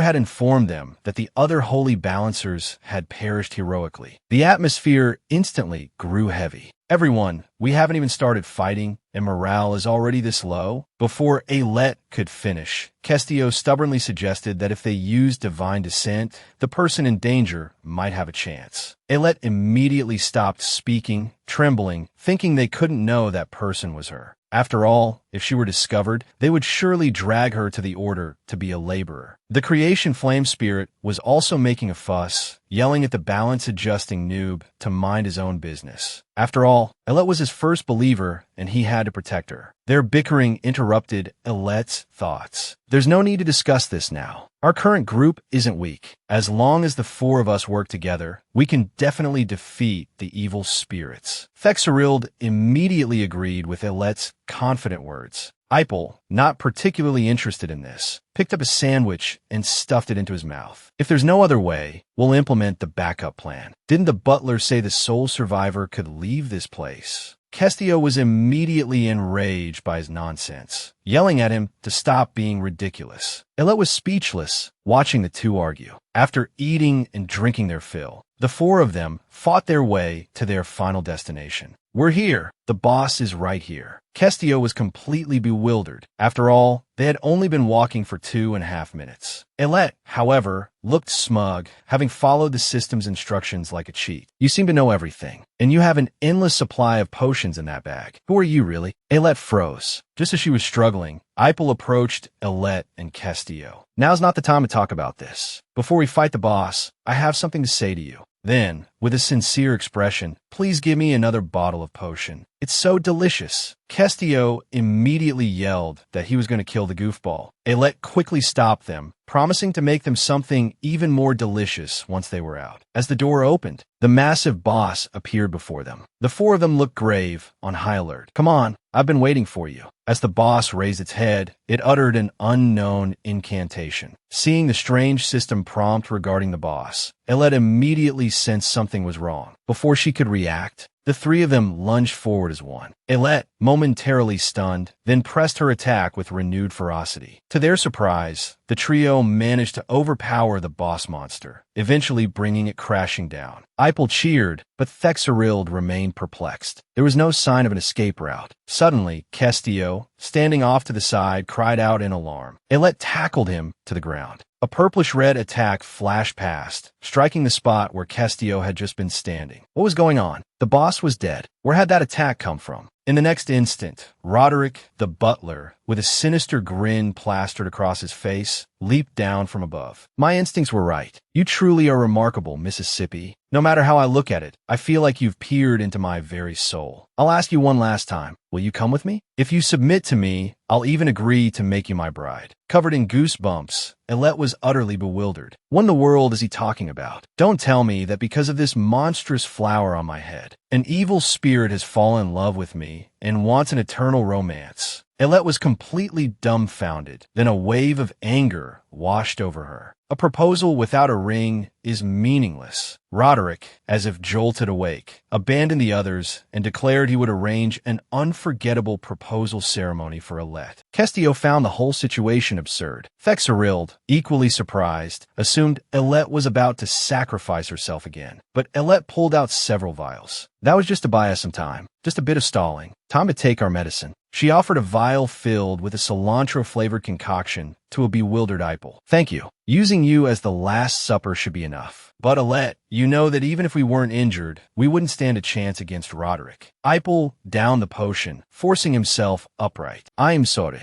It seems I have no choice but to use the backup plan." The others stared at Ipel, completely baffled by his defeatist words. A despondent Ipel continued, addressing Thexerild, "I hate to admit it, but you're the strongest among us. The one who deserves to survive the most is you." Without waiting for Thexerild to react, Ipel raised his arm high, preparing to strike Aylett a fatal blow. "It won't hurt for long. I'll be with you soon." The dagger plunged down. Thexerild screamed, trying to intervene, but it was too late. A sickening thud echoed through the air. Ipel collapsed. Kestio, having regained consciousness, appeared. Thexerild, already bewildered, was now even more confused. "You're awake? You didn't drink it." Aylett, seeing Thexerild still standing, was completely lost. Thexerild, in an attempt to revive the unconscious Kestio, had given him her own potion. Just then, Roderick returned, a 999-carat diamond ring in hand, beaming with delight. Left with no other choice, Aylett prepared to initiate her second backup plan. She shoved a bewildered Thexerild forward. "You take the front, I'll take the rear. Strategic briefing complete. Charge, my love." Thexerild, acutely aware of her own limitations, turned to question Aylett, but froze in place. Aylett was bathed in holy light, an aura of sanctity surrounding her. Divine descent, Balala the fairies, full body transformation. Yukala, transform. Thexerild stared at the transformed Aylett, her face a mask of incomprehension. Roderick, however, was filled with terror. Omnipotent shield of defense. Aylett, now with flowing white hair, immediately launched her attack. A blinding light filled the chamber. Roderick roared in fury. "You dare toy with a demon's heart with your honeyed traps? You devil, I'll send you to hell for this." Aylett didn't hesitate. "You disgusting pervert." She unleashed her power. A divine blast of energy hurtled towards him. But Roderick remained unharmed, a twisted smile on his face. "Ha, that paltry attack won't even dampen the flames of my love." He charged towards Aylett, weapon in hand. At that critical moment, suddenly, a holy sword intercepted Roderick's attack. It was Thexerild, who had been seemingly disengaged until that moment, blocking the evil spirit. "Don't even think about touching him." Seeing Thexerild come to her aid, Alet no longer hesitated. Alet invoked the omnipotent holy hymn. As the skill took effect, Fexerild was instantly imbued with immense power. He unleashed a furious assault upon the evil spirit, sending it flying. Confronted by the two figures radiating holy light, Roderick, for the first time in his existence, felt fear. Die, you little calamity-born girl. Not only was she a supremely powerful healer and support, but she had also honed her hand-to-hand combat skills for 2.5 years. Even facing this incredibly strong, evil spirit, she showed no restraint. With a single binding maneuver, she trapped him. As Count Orshu, now possessed by the evil spirit, struggled helplessly, Alet, with a flick of her wrist, directed Fexerild to attack. She then unleashed her own power. The omnipotent holy light struck true. The evil spirit receded. With a crack, the holy light enveloped Count Orshu's head. A scream echoed through the hall. Fexerild stared at the dissipating evil spirit, dumbfounded. My body, it's fading. Why? The gods abandoned this place long ago. How can someone still use divine descent? Before anyone could answer, Count Orshu vanished. Fexerild was utterly bewildered by the scene. Alet landed softly. So it was you. You're the saintess the Order is looking for. The two stared at each other in silence. To break the awkwardness, Alet, rubbing her sore arm, said, Fexerild, you've worked hard. She then trotted off to the side. Let's go check out the loot. Looks like a skill book. Look, a tank exclusive and a healing manual. Just enough for one each. Watching Alet try to change the subject, Fexerild voiced his confusion. How is this possible? I didn't sense any divine power in you.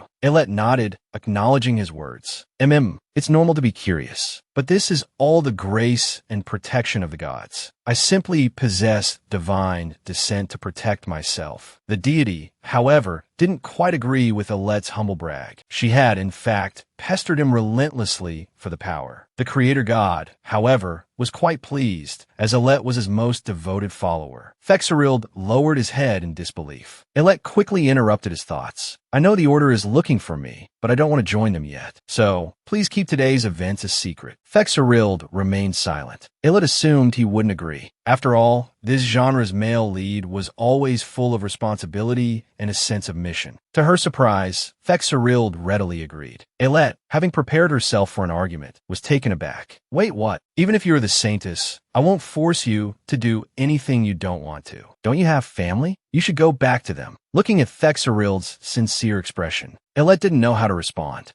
Thank you. I didn't think you were so not boring. Fexerild was speechless, unsure if she was insulting him or expressing some sort of affection. To end the conversation, Alet handed him the skill book. As Fexerild opened it, a blue holy light washed over him. What skill is it? Hearing Alet's question, Fexerild collected his thoughts. Shared protection. If you're injured, I can transfer the damage to myself, and I'll share half your pain. Alet was astonished. It seemed fitting that the male lead of a tragic story would receive a skill based on suffering. She then opened her own book, hoping for a more conventional ability. The skill name appeared before her eyes. Beloved's Bond, effective only on partners, increases the effect of all healing skills by 5 times. Alet's joy was short-lived as she saw the additional notes. This skill was a treasured possession of Count Orshu, intended for his future bride. It has significant clinical effects on a partner's HP recovery. Best used in bed. Alet swatted away the inappropriate system message. That evil spirit was truly disgusting. The aftereffects of divine descent were setting in. Alet swayed, about to collapse. Fexerild rushed forward, catching her in his arms. Fexerild, she whispered, her voice weak. There's something I need to ask you. Listening to Alet's frail words, Fexerild readily agreed. Fexerild, Alet said, a flower-like smile blooming on her face. It was nice knowing you. Let's meet again sometime. Amidst Fexerild's frantic calls, Alet slipped into unconsciousness. 2.5 hours later, the Saint Emperor's Hall was in chaos. Thankfully, all the children were safe and sound. The Order had noticed the divine descent, but none of the children caught in the incident possessed such immense mystical power. The young saintess candidate, upon regaining consciousness, claimed that the ringleader had already been vanquished when she awoke. Thus, people could only attribute the miraculous event to the Holy Mother. Meanwhile, Alet remained unconscious. Her body burned with a fever of 48.7 degrees. Thexerild watched over her, speechless with worry. Suddenly, a companion urged him to assist the crowd outside. He had no choice but to agree. But halfway there, his feet stopped. Ilet's smile and her last words echoed in his mind. "It was nice knowing you. Let's meet again sometime." As Thexerild departed, the holy relic on Ilet's chest emanated a sacred glow. Having absorbed sufficient divine power, it triggered a resonance with the soul of the previous saintess. The departed saintess opened her eyes. Looking at the girl lying in the bed, she chuckled. "You managed to wake me up while you were sleeping? My, this body is frail. A divine fever, you say? You must not exercise much and have a rather limited diet. You need to exercise regularly. A vessel for the divine shouldn't be this weak." The former saintess, now inhabiting Ilet's body, encouraged her to train. Life after awakening was quite pleasant. She gathered a few skeleton minions and, accompanied by a small flame sprite, arrived at her territory. The little flame, leaping high, seemed overjoyed. Looking at her minions, Ilet immediately expressed her concern. "Hey, be careful not to burn my labors, or I'll make you clean the latrines." Bianca, standing nearby, looked worried, fearing the flame sprite's presence would disrupt their money-making schemes. But Ilet found the sprite quite useful, thinking it could serve as a heater in the winter. "Are you sure this is okay?" Bianca asked, voicing her doubts. Ilet reassured her, explaining that the little flame sprite was only interested in green grass. "I wasn't talking about him," Bianca clarified. "I'm asking about you. You came back burning up like a furnace. If I'd known it was so dangerous, I wouldn't have let you go." Touched by Bianca's genuine concern, Ilet was momentarily stunned. Then, she excitedly hugged Bianca, assuring her that she was fine and had even rescued the trapped children. Everything had gone incredibly well. Inwardly, she thought about how she'd avoided the heart-wrenching events of the original storyline, sparing Thexerild from grief. Lost in thought, Ilet wondered if altering the storyline for the male lead would cause any problems. But the pesky prosecutor in her mind interrupted her musings, chastising her worries. The creation flame spirit also stepped in to defend its master. "Don't worry so much," it urged. Ilet, in turn, encouraged the spirit, leaving Bianca utterly bewildered. To avoid suspicion, Ilet excused herself, saying she needed to commune with the divine. Bianca, left behind, was convinced that Ilet was truly a devout follower. Once alone, Ilet addressed the creation flame spirit. "I was supposed to enter the timeline during the protagonist's 17th rebirth, but the tutorial takes place before his rebirth. Won't this affect the later storyline?" she asked. The creation flame spirit immediately reassured her.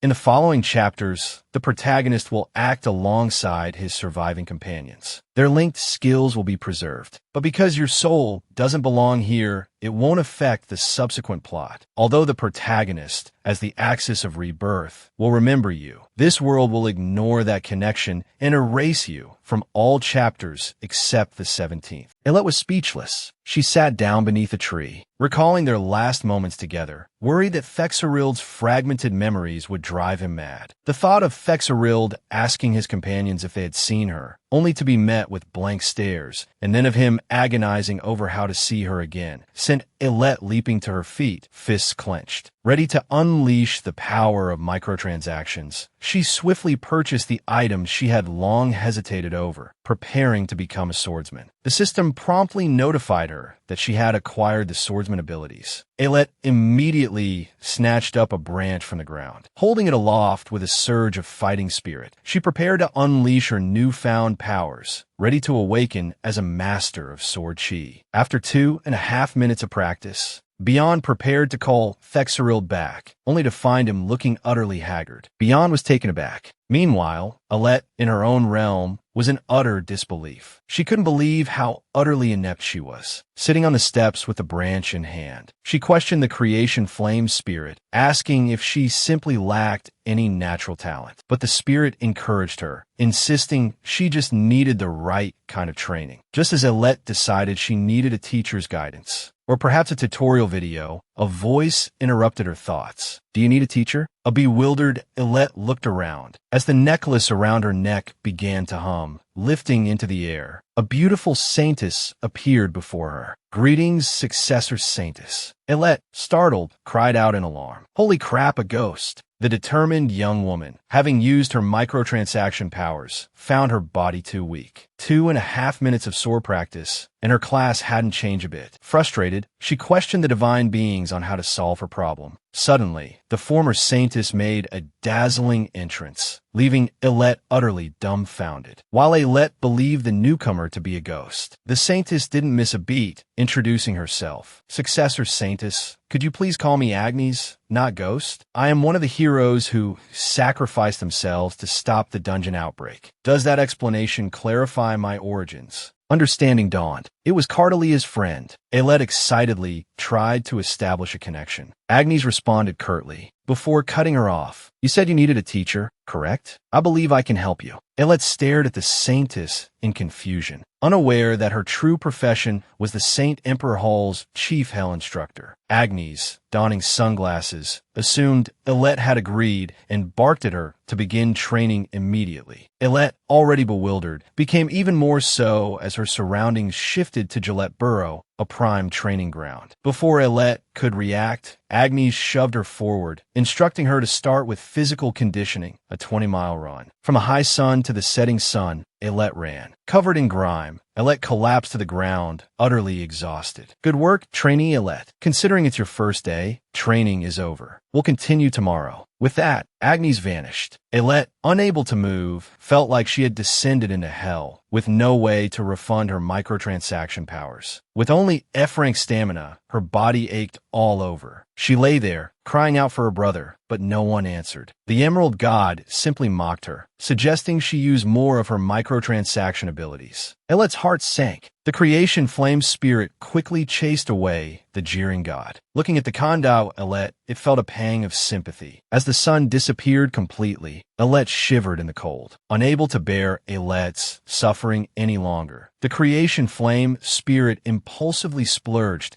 and gifted her 30 packs of divine essence. "What is this stuff?" Ailette was bewildered. The other gods were shocked. After all, consuming divine essence granted 2 hours of boundless energy, making 2 hours of exercise equivalent to a week's worth. Ailette excitedly clutched the flame spirit's gift. The other gods were incredulous. That was their entire month's salary. Ignoring them, Ailette ripped open a pack and drank it down. Instantly, she was astonished, feeling a surge of inexhaustible energy coursing through her. Her muscles became clearly defined. 1 bottle invigorates the mind. 2 bottles banish fatigue forever. 3 bottles grant immortality. Truly a must-have remedy for home and travel. Ailette immediately called out Agnes's name. Agnes, intensely observing from behind, saw Ailette brimming with energy. "I want to keep practicing." Though suspicious of Ailette's sudden vigor, Agnes attributed it to her strong will. Ailette quickly declared her intention to go 007 on her training. "After all," she explained, "this is all thanks to the creation flame spirit's love and care." Agnes, no longer hesitating, instructed her to run another 520 kilometers. Ailette immediately took off. As she ran, Ailette felt her experience points rapidly increasing. She was close to leveling up. Her fluid movements left Agnes stunned. "Ailette truly is a legendary saintess," she murmured. "Most importantly," she continued, "she's full of enthusiasm. No matter how tough or tiring the training, she faces it with a smile." Agnes was incredibly pleased. The future is bright. Not only does she have the Transmigrator's essential cheat abilities, but the divine spirits also clearly favor her. To gain a stronger body, Ailette and Agnes engaged in a hellish training regime. As time swiftly passed, Ailette's small figure appeared amidst the smoke-filled training grounds, a triumphant grin on her face. Her wall had reached level 17. "Trainee Ailette, you're truly exceptional. I thought it would take you at least a month to reach this level. I can't believe you did it in just 2.5 days of practice. You haven't been sneaking any additives, have you?" Fortunately, Agnes didn't pry further, instead instructing her to prepare for the next phase of training. With that, she produced an array of 18 weapons, a holy sword materializing in her hand. She explained to Ailette why masters of swordsmanship are called sword saints. It's because sword chi is formless, like flowing water. To control it will requires more than just intention. A skilled user can infuse sword chi into anything, transforming it into a weapon. And the higher the realm of the weapon, the greater its power. With increased proficiency, its hardness can even surpass diamond. Agnes tossed her holy sword into the air, conjuring a spectral image of the blade. Ilette watched in awe. That's so cool. Instructor, will I be able to do that someday? Agnes nodded. Of course, but before that, you need to choose a suitable weapon. Even if your technique is perfect, finding the right weapon isn't easy. Those who have never even held a sword will feel an endless sense of frustration. But you're in luck. I can use any weapon. Whatever you choose, I can teach you. Ilette gulped,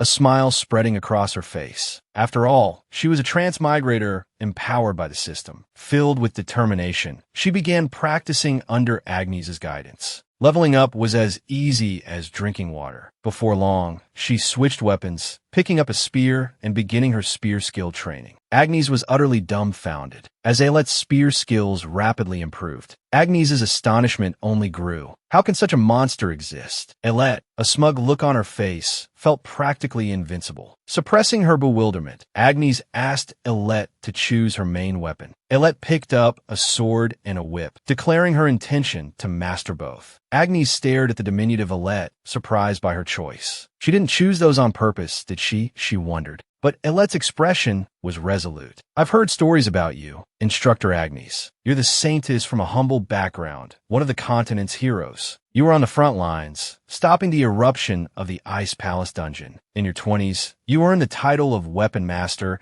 and even created your own unique sword style. That's the Serpent Father swordsmanship, Agnes said, her face grim, revered for its exquisite technique across all nations. She explained that the Serpent Father style had an incredibly high barrier to entry. Mastery of both swordsmanship and whip fighting was essential, honed to the highest level. Furthermore, one sword ki had to reach a transcendental realm before even beginning to learn it. But Ilette didn't flinch. With unwavering determination etched on her face, she declared her intention to master it. Seeing Ilette's resolve, Agnes smiled faintly. Very well. The training ahead will be grueling. Don't give up halfway. You must learn this diligently. Ilette readily agreed. Time flew by, and exhaustion was now clearly visible on Ilette's face. Hearing Bianca call her name, Ilette startled awake. Oh, I'm sorry, Bianca. What were you saying? Bianca, however, was deeply concerned. Ilette insisted she was fine and then asked how Bianca's successor training was progressing. After all, Bianca had to find time to organize the establishment of the Merchant Guild alongside her studies. Leaning against Bianca, Ilette continued, starting tomorrow, the potion's father and Maid will be on store shelves. Things have gone so smoothly thanks to you, but I'm a little nervous about actually starting to sell them. Bianca offered reassurance. It'll be fine. Our potions have those special additives. After all, they'll be selling like hotcakes across the city in no time. Comforted, Ilette stood up straight. We're going to sell tons and tons of potions. The big battle is in 2.5 days. The bustling streets now featured Ilette's potions. A passerby picked one up, examining the instructions. Suddenly, an old man rushed past from behind. Heavens, look, it's Big Brother Periel. At that moment, a heavily muscled man with a pack slung over his shoulder strode down the street. The onlookers wore expressions of envy. With each ripple of his pectoral muscles, the bearded, powerfully built man exuded an aura of strength. Another day for these glorious muscles to shine. Blessed by the gods as a top-tier transmigrator, he was incredibly diligent. All 18 forms of weaponry were within his grasp. Determined to change her fate, Ilette, along with her best friend, began selling their crafted potions. Little did they know, a man of immense muscularity was about to arrive at their stall. The crowd gasped in admiration at the sight of his impressive physique. That same day, Periel toiled away in the mines. The clang of his pickaxe against the rock drew everyone's attention. With a mighty crack, the massive boulder before him vanished into dust. He flexed his fist confidently.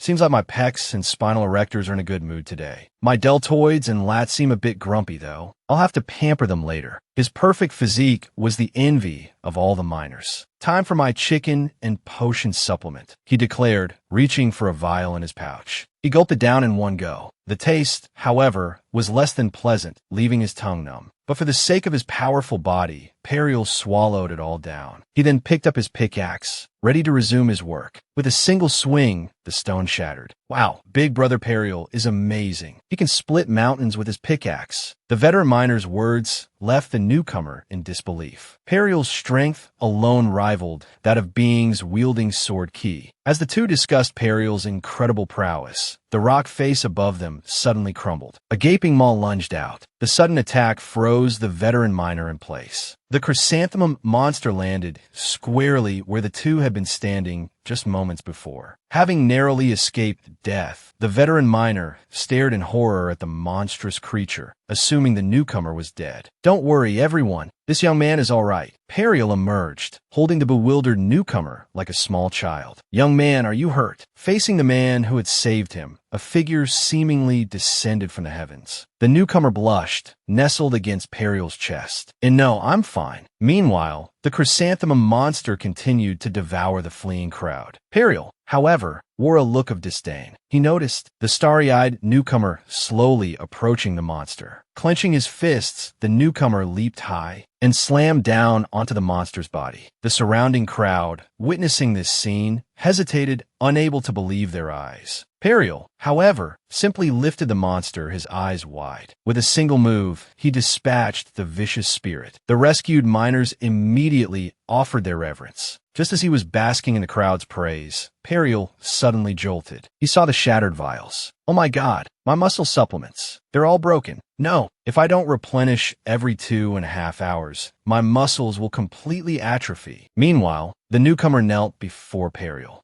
A potion. He then respectfully offered a vial. "Thank you for saving me. Please accept this muscle supplement as a token of my gratitude." Although Periel, as a true muscle man, didn't want to accept his kindness for the sake of his muscles, he took the vial. Looking at the tag that read Road, he assumed it was a generic brand and was quite perplexed. But he drank it all in one gulp, and then he jolted again. The potion was incredibly delicious. For Periel, who had only ever consumed boiled watermelon rind, it was like a baptism for his very being. Alchemist Road is truly exceptional. The surrounding crowd, watching the moved Periel, began to murmur amongst themselves, preparing to go and purchase the potion. Meanwhile, back at the Earl's mansion, the sweating butler was frantically searching for Roadline. "It's a disaster. Our entire month's supply of goods has sold out." Roadline was astonished. Elet was equally surprised. The founder encouraged him, saying that at this rate, Elet would definitely be able to afford the plot change. The gods, too, chattered amongst themselves, urging Elet to choose an awesome storyline. But Elet only wanted to be the beloved daughter in a pampered child story. The balance-conscious Viper, however, deflated the mood. "By the time you save 10 billion in cash, you'll probably be an adult." Elet froze, stunned. Her father scooped her up. "Now's not the time to be daydreaming. We need to make more potions. Once work is done, our little Elet can have anything she wants. Daddy won't be so obsessed then." Listening to Roadline's excited words, Elet's eyes teared up. Seeing her father's happy face, she felt happy too. Okay, we'll work even harder than an old ox. Go, Daddy." Her name was Alet Roadline. To change her fate, she worked tirelessly, making a mountain of potions. Phew, this many potions should meet the shop's demand. Roadline, his wife, and Alet wiped the sweat from their brows, sighing. After all, the three of them had worked tirelessly day and night for 99 and 87 hours. Alet wore a weary expression. "Wow, that's a lot. If we sell all of these, we'll be rich, right? By the way, Elet, what do you want to do when we're rich?" Elet, caught off guard by the question, paused. "I want to send my brother to the Discrimination Officer Academy. After paying the tuition, I'll save the rest for a rainy day." Inwardly, however, she longed to spend it all on the system shop. Roadline, unaware of her thoughts, beamed with pride. He pulled both children into a tight hug. "You two are my pride and joy. If only your mother were here too. Kids, after we become rich, Daddy wants to visit the place where I used to live with your mother." Alet pouted, confused. After all, like the original Alette, she had lost her mother early on. The only difference was that her mother hadn't died after giving birth to her, but had vanished from their world. Rodeline's face was filled with reminiscence. Alette, feeling no connection to her mother, was about to say that they had been abandoned, but her brother quickly covered her mouth, interrupting her. How did mother and father meet? You're asking about our first encounter? I still remember it vividly. In response to his son's question, Rodeline recalled the scene. He had been gathering herbs in the forest when he discovered an injured woman lying unconscious on the ground. He brought her home, and from there, love blossomed between them. Those days were truly blissful. He often went out hunting, but would lie and say he'd scavenge the meat. He'd then urge me to stew it. I still remember the first time I had to clean animal entrails. I cried so hard. Alette was very suspicious, feeling that father was suffering for mother. But when Alette was 2.5, he suddenly vanished. After all, he did seem like a being from another world. Even if one day he suddenly regained his memories and returned to his own world, I wouldn't resent him. Alette's face showed hesitation. After all, father didn't hate mother. Rodeline then picked up Alette. He left me 2 treasures. I'm truly grateful to him. As Alette pondered this, Prince's words startled both of them. Father, I don't think mother abandoned us. Actually, I always thought it was a dream, so I never mentioned the night mother disappeared. I saw him. He suddenly got out of bed, grabbed a hoe and a basket, and went out. To young Prince's calls, he simply told him to go back to sleep, saying he had to go and punish some ignorant black. Foul! Alette and Rodeline looked at each other in disbelief, thinking their mother might not have been an ordinary housewife. Rodeline wrung his hands, worried about the livestock. Could he have encountered danger while trying to catch a coon? Alette, ever perceptive, thought, father truly loves mother deeply. She then pondered the meaning of maternal love. After all, the girl, having lived 2 lives, no longer had mother. She wanted to visit the home she once lived in, hoping it might stir some pleasant memories. However, due to system settings, she couldn't leave the mansion grounds. Suddenly, the ding-dong sounded. Creation Flame Tomb consumes probability star to issue you a quest. The sudden surprise delighted Alette. She felt that Lord Flame Tomb truly cared for her. The poison snake, responsible for balancing the game, immediately protested. The quest reward was completely disproportionate to its difficulty, but Creation Flame Tomb ignored him.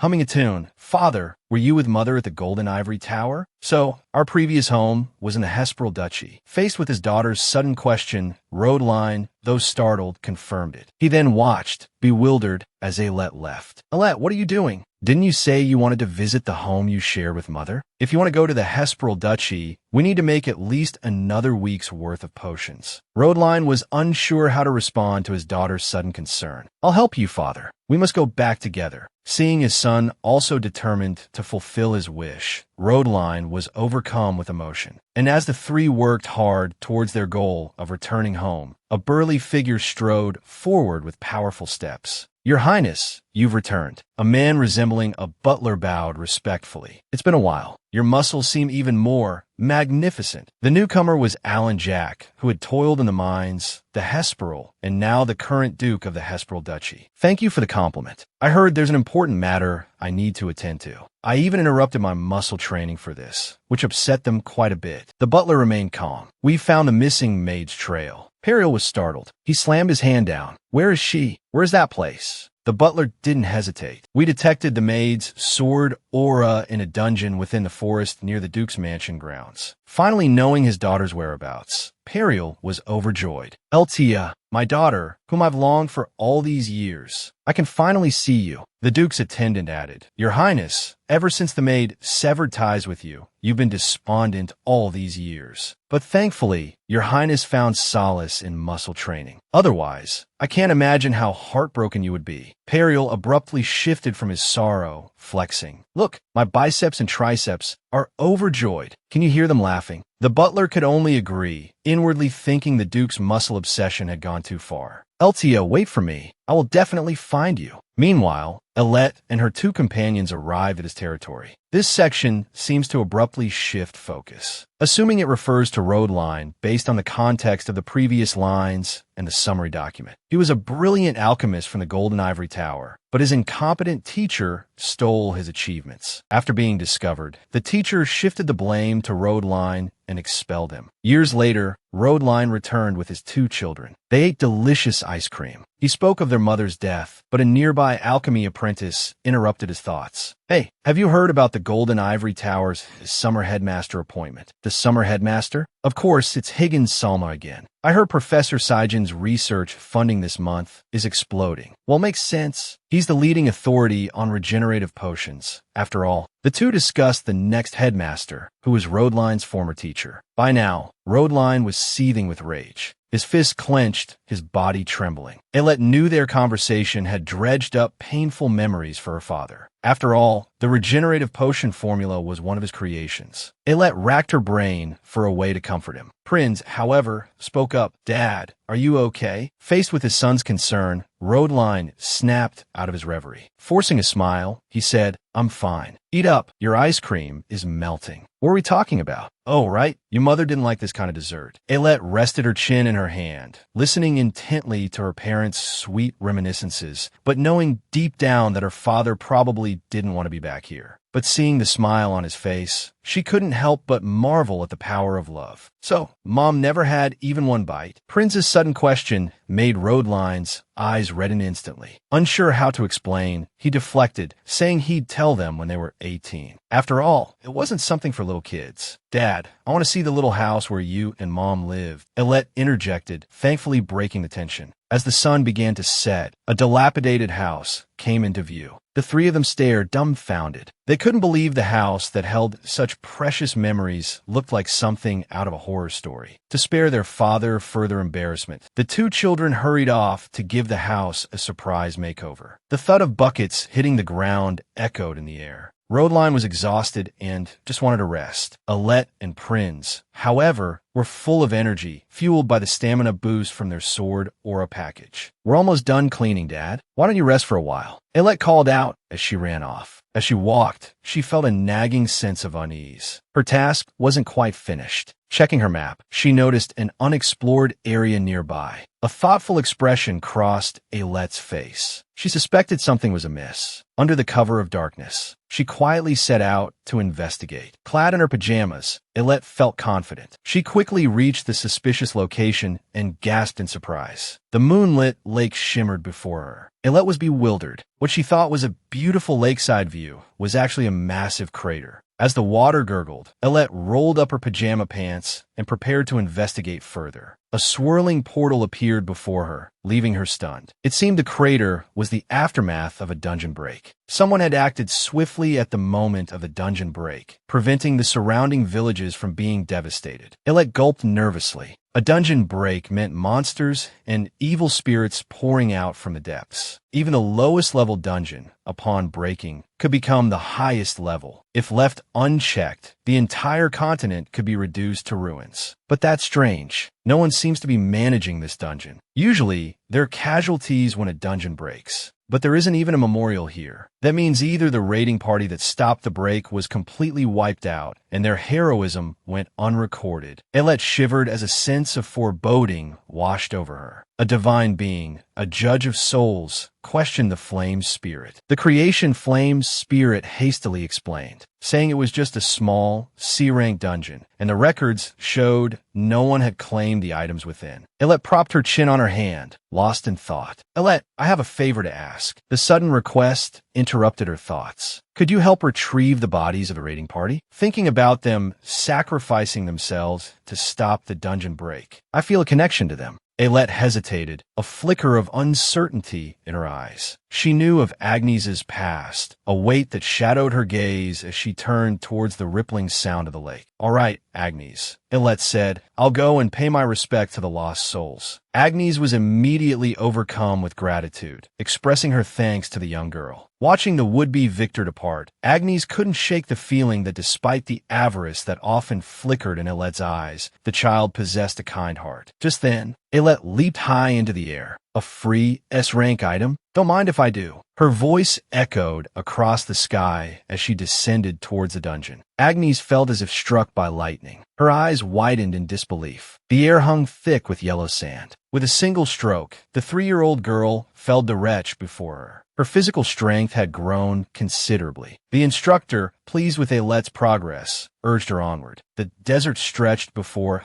seemingly endless. Despite her apprehension, the lure of the item filled her with courage. What's this? A fossil? Alet wondered aloud. Agnes, equally surprised, ventured, it appears to be a dragon's rib. Judging by the spiritual residue, it must have been slain over 100 years ago. Alet quickly consulted her system, realizing that time within the dungeon flowed at least 20 times faster than in the real world. Agnes's expression sharpened, her thoughts unreadable. Alet urgently called out to her instructor, urging him to search for the raiding party. The sandstorm intensified. Alet's small frame was no match for the swirling sand. We should go back, the instructor pleaded. If we get lost in this storm, we'll never find our way home. But Alet was undeterred. She had a cheat, after all. With a ding-dong, she opened her system map, confident that even without clear vision, she could reach her destination. Just as she charged forward, brimming with energy, she tripped and fell face first into the sand. Alet, are you all right? You need to watch where you're going. Alet, speechless, could only groan. Suddenly, the sand dune beside her shifted ominously. Alet whipped around to see a sand-covered figure lying on the ground. Hesperil, the Duke of the Hesperil Duchy. Grandpa, are you okay? Wake up! To Alet's calls, the weakened Hesperil mumbled incoherently. Then, with a sudden surge of strength, he roared, 2.5 months without food. My perfect muscles are going to waste. Alet and Agnes stood dumbfounded. Unsure what exactly Hesperil was, Alet rummaged through her bag. Grandpa, here, have a kick-the-bucket pill. Agnes gaped, wondering how the unconscious man could possibly swallow it. But as if driven by instinct, Hesperil swallowed the pill whole. Ah, a drink would be perfect, he rasped, regaining some strength. Preferably watermelon rind juice. After downing a few bottles of liquid, Hesperil sat up. I can finally open my eyes. Thank you. He trailed off, staring at Alet in bewilderment. Eltia, is that you, my daughter? Alet, confused, was suddenly pulled into a tight embrace. You're here. I've been searching for you for 2.5 months in this dungeon.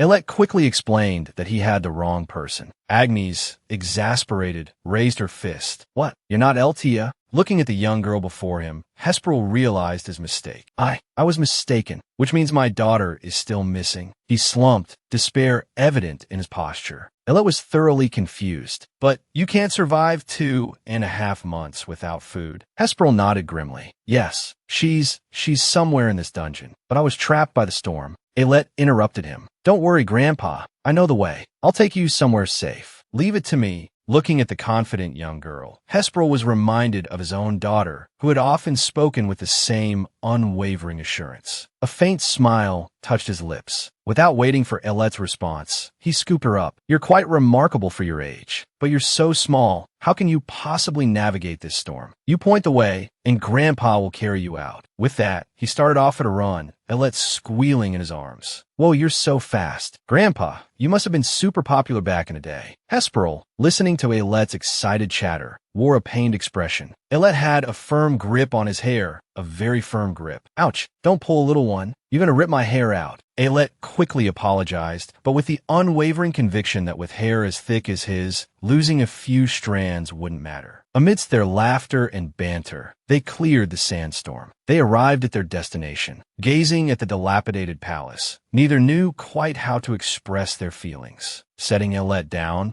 Hesperil thanked her and double-checked if she truly wanted to go inside with him. Though the boss monster had been vanquished, the place was still fraught with danger. Alet, however, was resolute, declining his well-meaning offer. After all, her goals were to retrieve the S-rank item and locate the bodies of the raiding party. Though harboring doubts, Hesperil didn't press the matter. He entered the ruined dwelling with Alet. The 10-year-old girl's heart was filled with an almost overwhelming ambition. Driven by the desire for the S-rank item, she ventured into the dangerous depths. Unexpectedly, she stumbled upon a large man collapsed on the ground. She quickly revived him. Learning that the man was searching for his daughter, the two immediately set off together towards the boss monster's lair. Along the way, Hesperil asked Elet why she was there, suggesting that her mother must be worried. But Elet revealed that her mother had left home when she was 2.5. Hesperil was taken aback and quickly apologized. Elet seemed unfazed, simply asking why his daughter had left him. Hesperil hesitated, unsure how to answer. Finally, he explained. In his 20s, he had deeply loved a commoner girl, but his family's disapproval forced them apart. Years later, he received news of her death. He also learned that she had been pregnant when they separated. Hesperil immediately began searching for their child. After 2.5 years, he finally found her. Looking at his dirty, neglected daughter, Hesperil resolved to give her the best of everything, a life of respect and privilege. However, bringing Althea home meant subjecting her to the rigorous education of the nobility. No matter how hard 8-year-old Althea tried, she couldn't absorb the vast amount of knowledge. Hesperil, not a particularly attentive father, was unconcerned with her struggles. He only wanted her to quickly become a proper noblewoman. He dismissed Althea's promises to study hard and become an excellent noblewoman. He even forbade her from calling him father in front of the servants. Elet was appalled, filled with disdain for his callous behavior. Though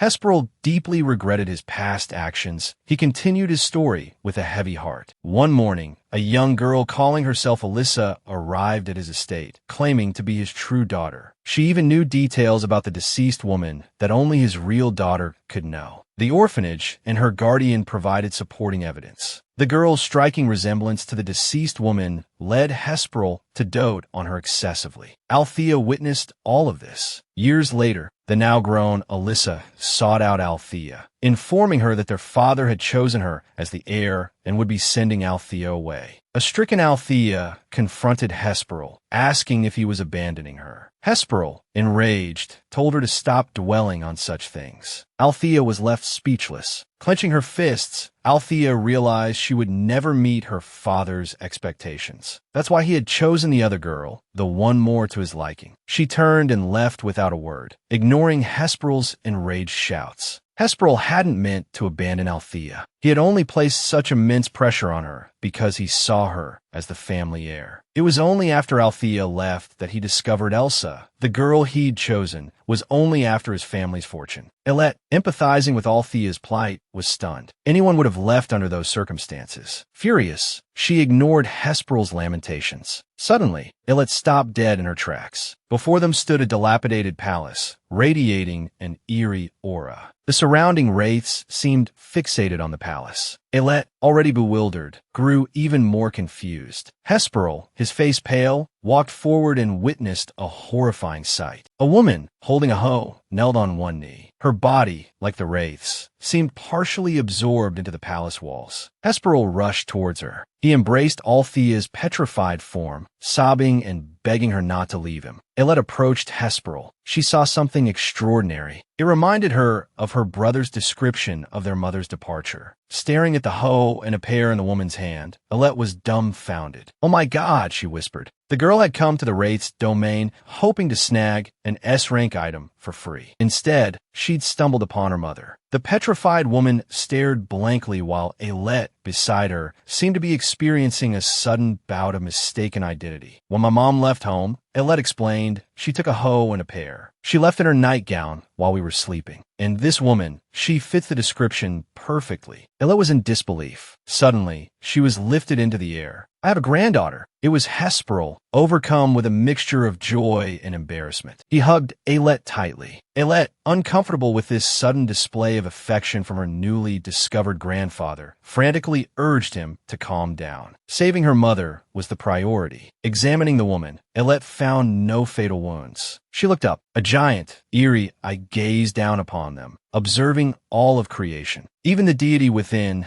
that I felt a sharp sting. Elet remained undeterred. If she could just break the petrification, her mother would live again. Hesperil, startled, placed Elet gently on the ground. "Grandpa," she said, "no matter what happens next, please keep it a secret." Hesperil quickly agreed. Elet didn't hesitate. She stepped forward, closed her eyes, and invoked divine descent. Bathed in holy light, the white-haired girl radiated purity. She took the opportunity to proselytize to her grandfather. "After I save my mother," she declared. I hope you'll keep my God in your heart for the rest of your life. Hesperil, sweating nervously, agreed. Aylett, without further delay, cast omnipotent evolutionary baptism. The petrified Althea was enveloped in holy light, the spell that bound her broken. Hesperil, witnessing this miracle, was awestruck. He pledged his faith to Aylett's God. Just as Aylett was about to celebrate her victory, Althea stirred. Tui, Tui, she sputtered. So salty. Seeing her mother's disgusted expression, Aylett froze in horror. Althea then noticed the girl before her. Recognizing her daughter, she grabbed her. Aylett, my little Aylett, you've grown so much. Why is your hair white? She sobbed, lamenting that she had missed her daughter's childhood. She asked Aylett how old she was. Aylett, bewildered, held up 10 fingers. Althea's face crumpled. 10 years old? It's been 6 years. This is insane. How could something so painful and shocking happen? A string of censored expletives followed, leaving Aylett even more bewildered. She couldn't believe this vulgar woman was her mother. But just then, Aylett was pulled into Althea's embrace, held tightly. I'm sorry, my darling. I shouldn't have left you. All these years without me. Were you lonely? Were you sad? Did you miss me terribly? The sudden barrage of questions left Aylett speechless. In both her lives, she had never experienced a mother's love, a mother's embrace. Faced with Althea's embrace, Aylett's eyes welled up, tears streaming down her face. She clung to her desperately. Althea, desperate not to lose her again, asked, Why aren't you saying anything? You look so pale. To her mother's inquiries, Aylett could only stammer apologies, explaining that she'd lost her memories. Althea didn't doubt her. After all, Aylett was just a baby when she disappeared. Still, she longed to hear her daughter call her mother. Aylett looked at Althea, at her mother, and buried her head in her embrace. Though Aylett possessed the mind of someone far older, she still yearned for a mother. Just then, Hesperil, standing off to the side, called out to his daughter with a hesitant and uncertain voice, shattering the tender moment. Althea froze, staring at the tearful, burly man before her, unsure what to make of him. It's me. It's your dad. I missed you so much, my daughter. Althea stared back, bewildered. His next words hit her like a thunderbolt. Who are you? I don't have a father. Hesperil felt a chilling wind pierce his heart. Aylett, her face flushed, also felt a chill. Hesperil desperately tried to reach his daughter. Althea, it's me, your dad. You can call me father if you want to be formal, or daddy if you want to be sweet. But I don't have a dad, or a father, or a daddy, she replied. She was the Duke's daughter, but due to her father's strictness and suspicion, she left her wealthy home and married an alchemist. She bore a son and a daughter. Upon learning of the Wraith's attack, she grabbed a hoe, braving the elements, and ventured alone into the Wraith's domain. Ultimately, she was no match for them and was petrified. When she opened her eyes again, she found that her daughter had saved her. She immediately embraced her, pouring out her emotions. Her father had also come along. Looking at the tearful man, Althea was hesitant, unsure what to make of him. Hesperil burst into tears, insisting he was her father, her daddy. Althea's heart had long been broken by him. She refused to acknowledge him as her father. Althea, come home. I'll give you the title immediately. Althea didn't believe him. No, that's not my home, and you've already found your real daughter. Give the title to her. Hesperil was heartbroken. He tried to explain that it was all a plot against him, but Althea refused to listen, turning her head away. In desperation, Hesperil grabbed her arm, enraging Althea. She lifted him up and flung him like a skipping stone against the nearby wall. Aylett watched in terror as her mother, like a raging beast, effortlessly tossed Hesperil's 250-kilogram body aside. Genesis' flame tomb whispered to her not to anger her mother. Suddenly, Althea gasped. She had used too much force, and the dilapidated wall crumbled and began to collapse. Aylett's face was a mask of shock.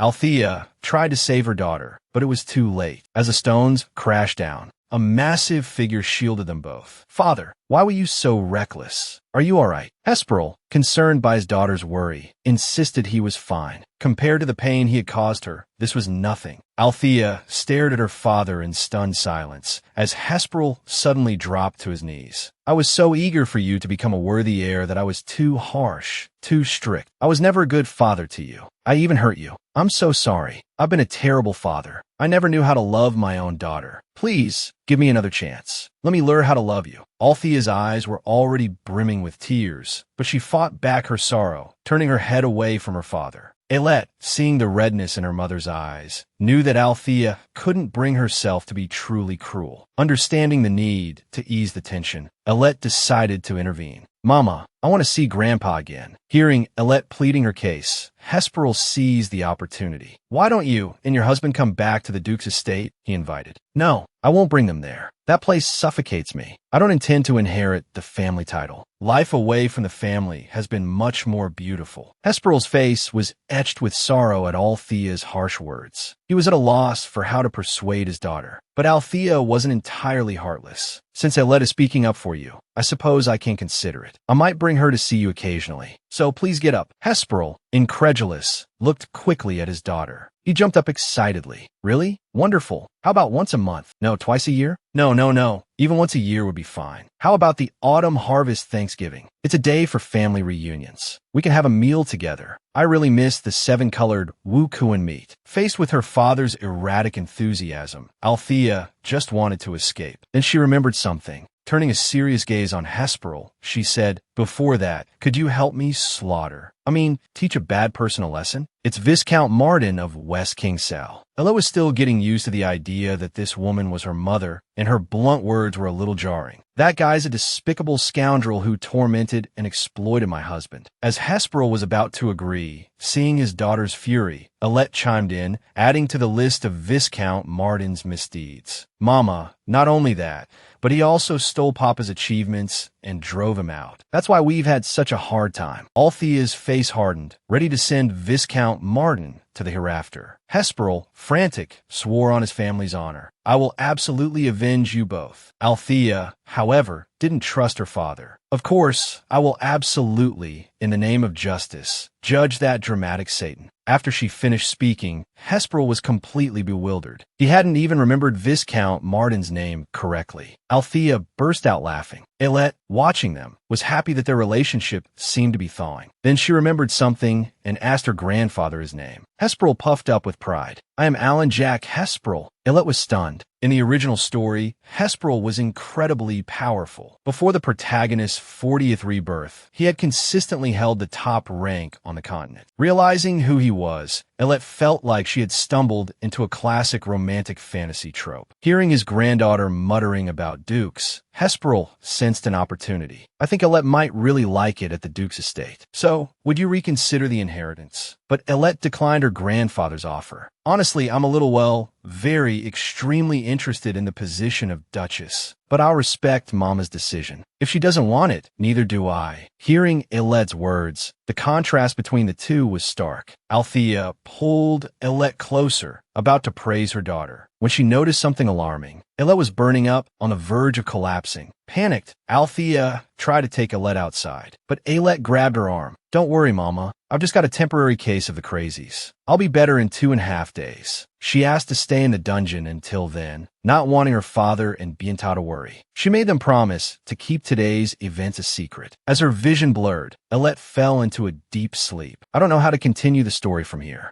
This is hard work. Give me some motivation." Impatient viewers can check the comment section. Although the girl possesses powerful holy power, her past life wasn't happy or beautiful. Every night, she'd be plagued by unpleasant memories of her previous existence. Her parents died young, leaving the young girl to be raised by her uncle. But her cousin would always team up with friends to bully her. The despairing girl, Aylette, just wanted a marshmallow to soothe her heart. But the blonde-haired boy beside her declared it junk food, insisting that she eat something more substantial and protein-rich, like rainbow kuan meat. Looking at the blonde boy, Aylette was startled to see him transform into her grandfather. A wave of surprised joy washed over her. Her grandfather leaned in, his face etched with concern. "Little one, you're awake. How are you feeling?" The sudden attention made Aylette bristle. A shriek ripped through the quiet night. The outburst stunned the old man into silence. Seeing Aylette awake, Althea, her mother, burst into tears of relief. She quickly placed a hand on Aylette's forehead, as if checking for a fever. Aylette, still groggy, looked around in confusion, unsure of where she was. "You've been unconscious for 2.5 days. We were about to close the dungeon and go back. Hesperil, her father, exclaimed. Your mother has been crying her eyes out worrying about you.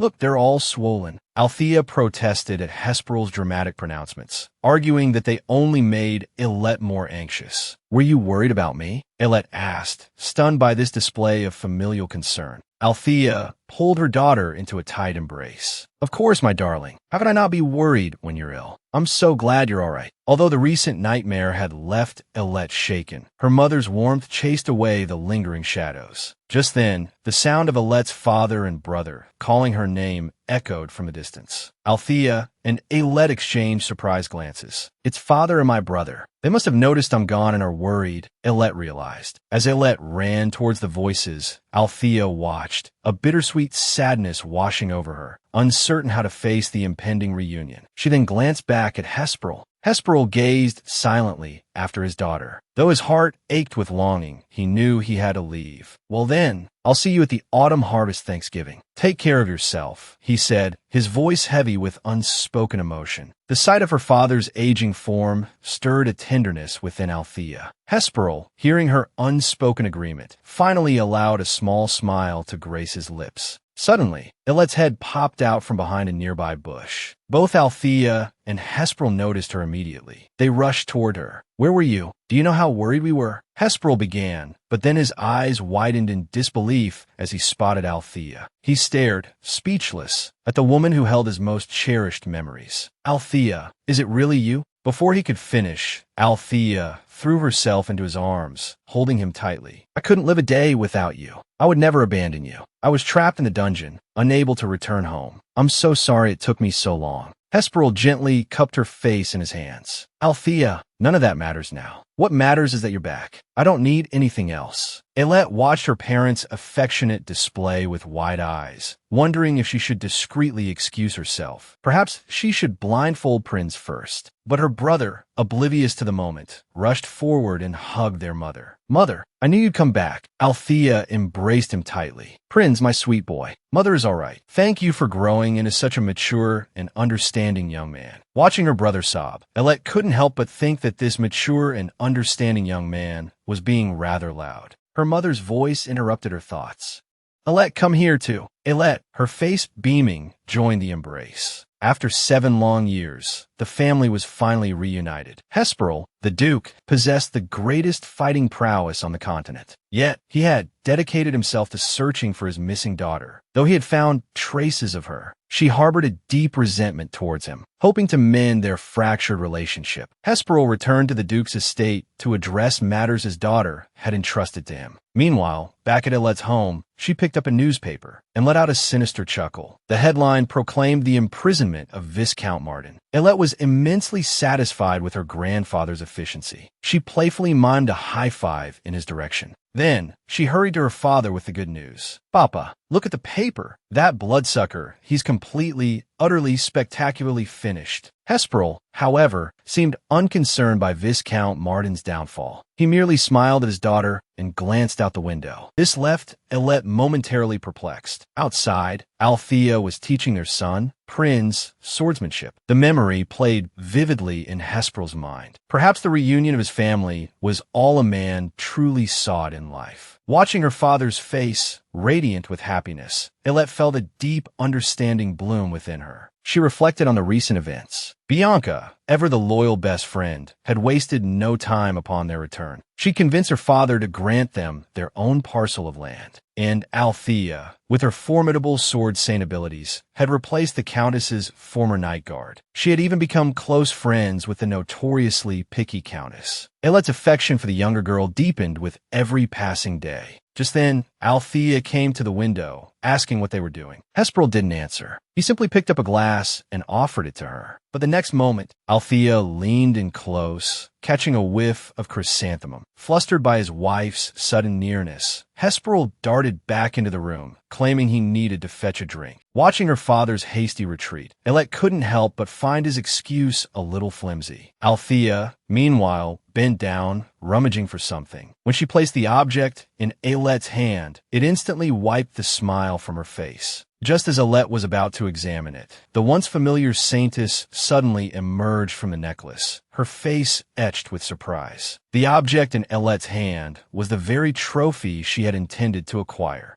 Alette was bewildered. How did her mother have this? But before she could ask, the aftereffects of using divine descent struck again. She succumbed to the familiar delirium and lost consciousness. "Mama, can I keep this?" Althea gave her daughter an affirmative nod, then gently took her small hand. "These calluses, you haven't just been studying alchemy, have you? You've been secretly practicing weapon skills. These marks tell a story. You've trained with a skilled, experienced master for at least 2.5 months. You deserve this gift." Stunned by her mother's astute observation, Alette could only stare. Agnes, too, was dumbfounded. "She's amazing. Is she a goddess or something?" Althea, oblivious to their awed whispers, explained that this was a belated birthday gift, the first of 6. Alette, however, insisted that this one was more than enough. Touched by her daughter's thoughtfulness, Althea beamed, promising another surprise at their picnic later. But then, a dark, ominous-looking object, radiating a disturbing aura, appeared. Alette and Prince froze aghast. Could this truly be the surprise her mother had spoken of? "Mama, is this lump of charcoal from hell your gift? Is it some rare alchemical ingredient? But you took it out of the picnic basket." Althea, mortified by their horrified reactions, explained, "It's a treat I made. It's called fairy cotton." The words triggered a memory in Alette, a dream she'd had a few days prior. She realized her mother must have overheard her sleep-talking. Embarrassed, she lowered her head, a warm feeling of affection enveloping her. Just as Althea reached for the blackened confection, intending to discard it, Alette snatched it from her hand. "I want to eat it. I really want to try it," she declared, poking the dark fairy cotton. She popped a piece into her mouth, praising her mother's culinary creation, a happy tear glistening in the corner of her eye. As the family enjoyed their afternoon tea far away in Shinano, a wraith fell to its knees before its master, reporting on Rodrigo and Becca. The sudden appearance of divine power in this godforsaken world, decimating his forces, had infuriated the demon king, Carpios.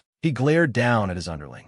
"I'm curious," he sneered. "Why are the established boundaries and order behaving so erratically? Find out. Now, what is that tour executive?" The little girl gradually grew into a young woman. During this time, their family was devoted to being together. To gain great power, he prayed 1,000 times a day. Finally, the gods were moved. An awakening no longer relied on divine descent. As he slowly landed, he intensely felt the energy within his body. Even the gods came to offer congratulations. Agnes affirmed his efforts. But in the next second, Alette suddenly turned goofy. She pulled out her backpack and took out all her gold coins. Then, under Agnes's astonished gaze, she summoned the Genesis Flame Tomb. She topped up with 100 million in cash, preparing to use the power of microtransactions. As the shop opened, Alette didn't hesitate. Clicking wherever she didn't understand, her mother wouldn't have to worry about her studies anymore. There was no need to doubt Alette's superpower. As the sound of decreasing cash rang out, the young woman danced, feeling the exhilaration brought by her spending. Then,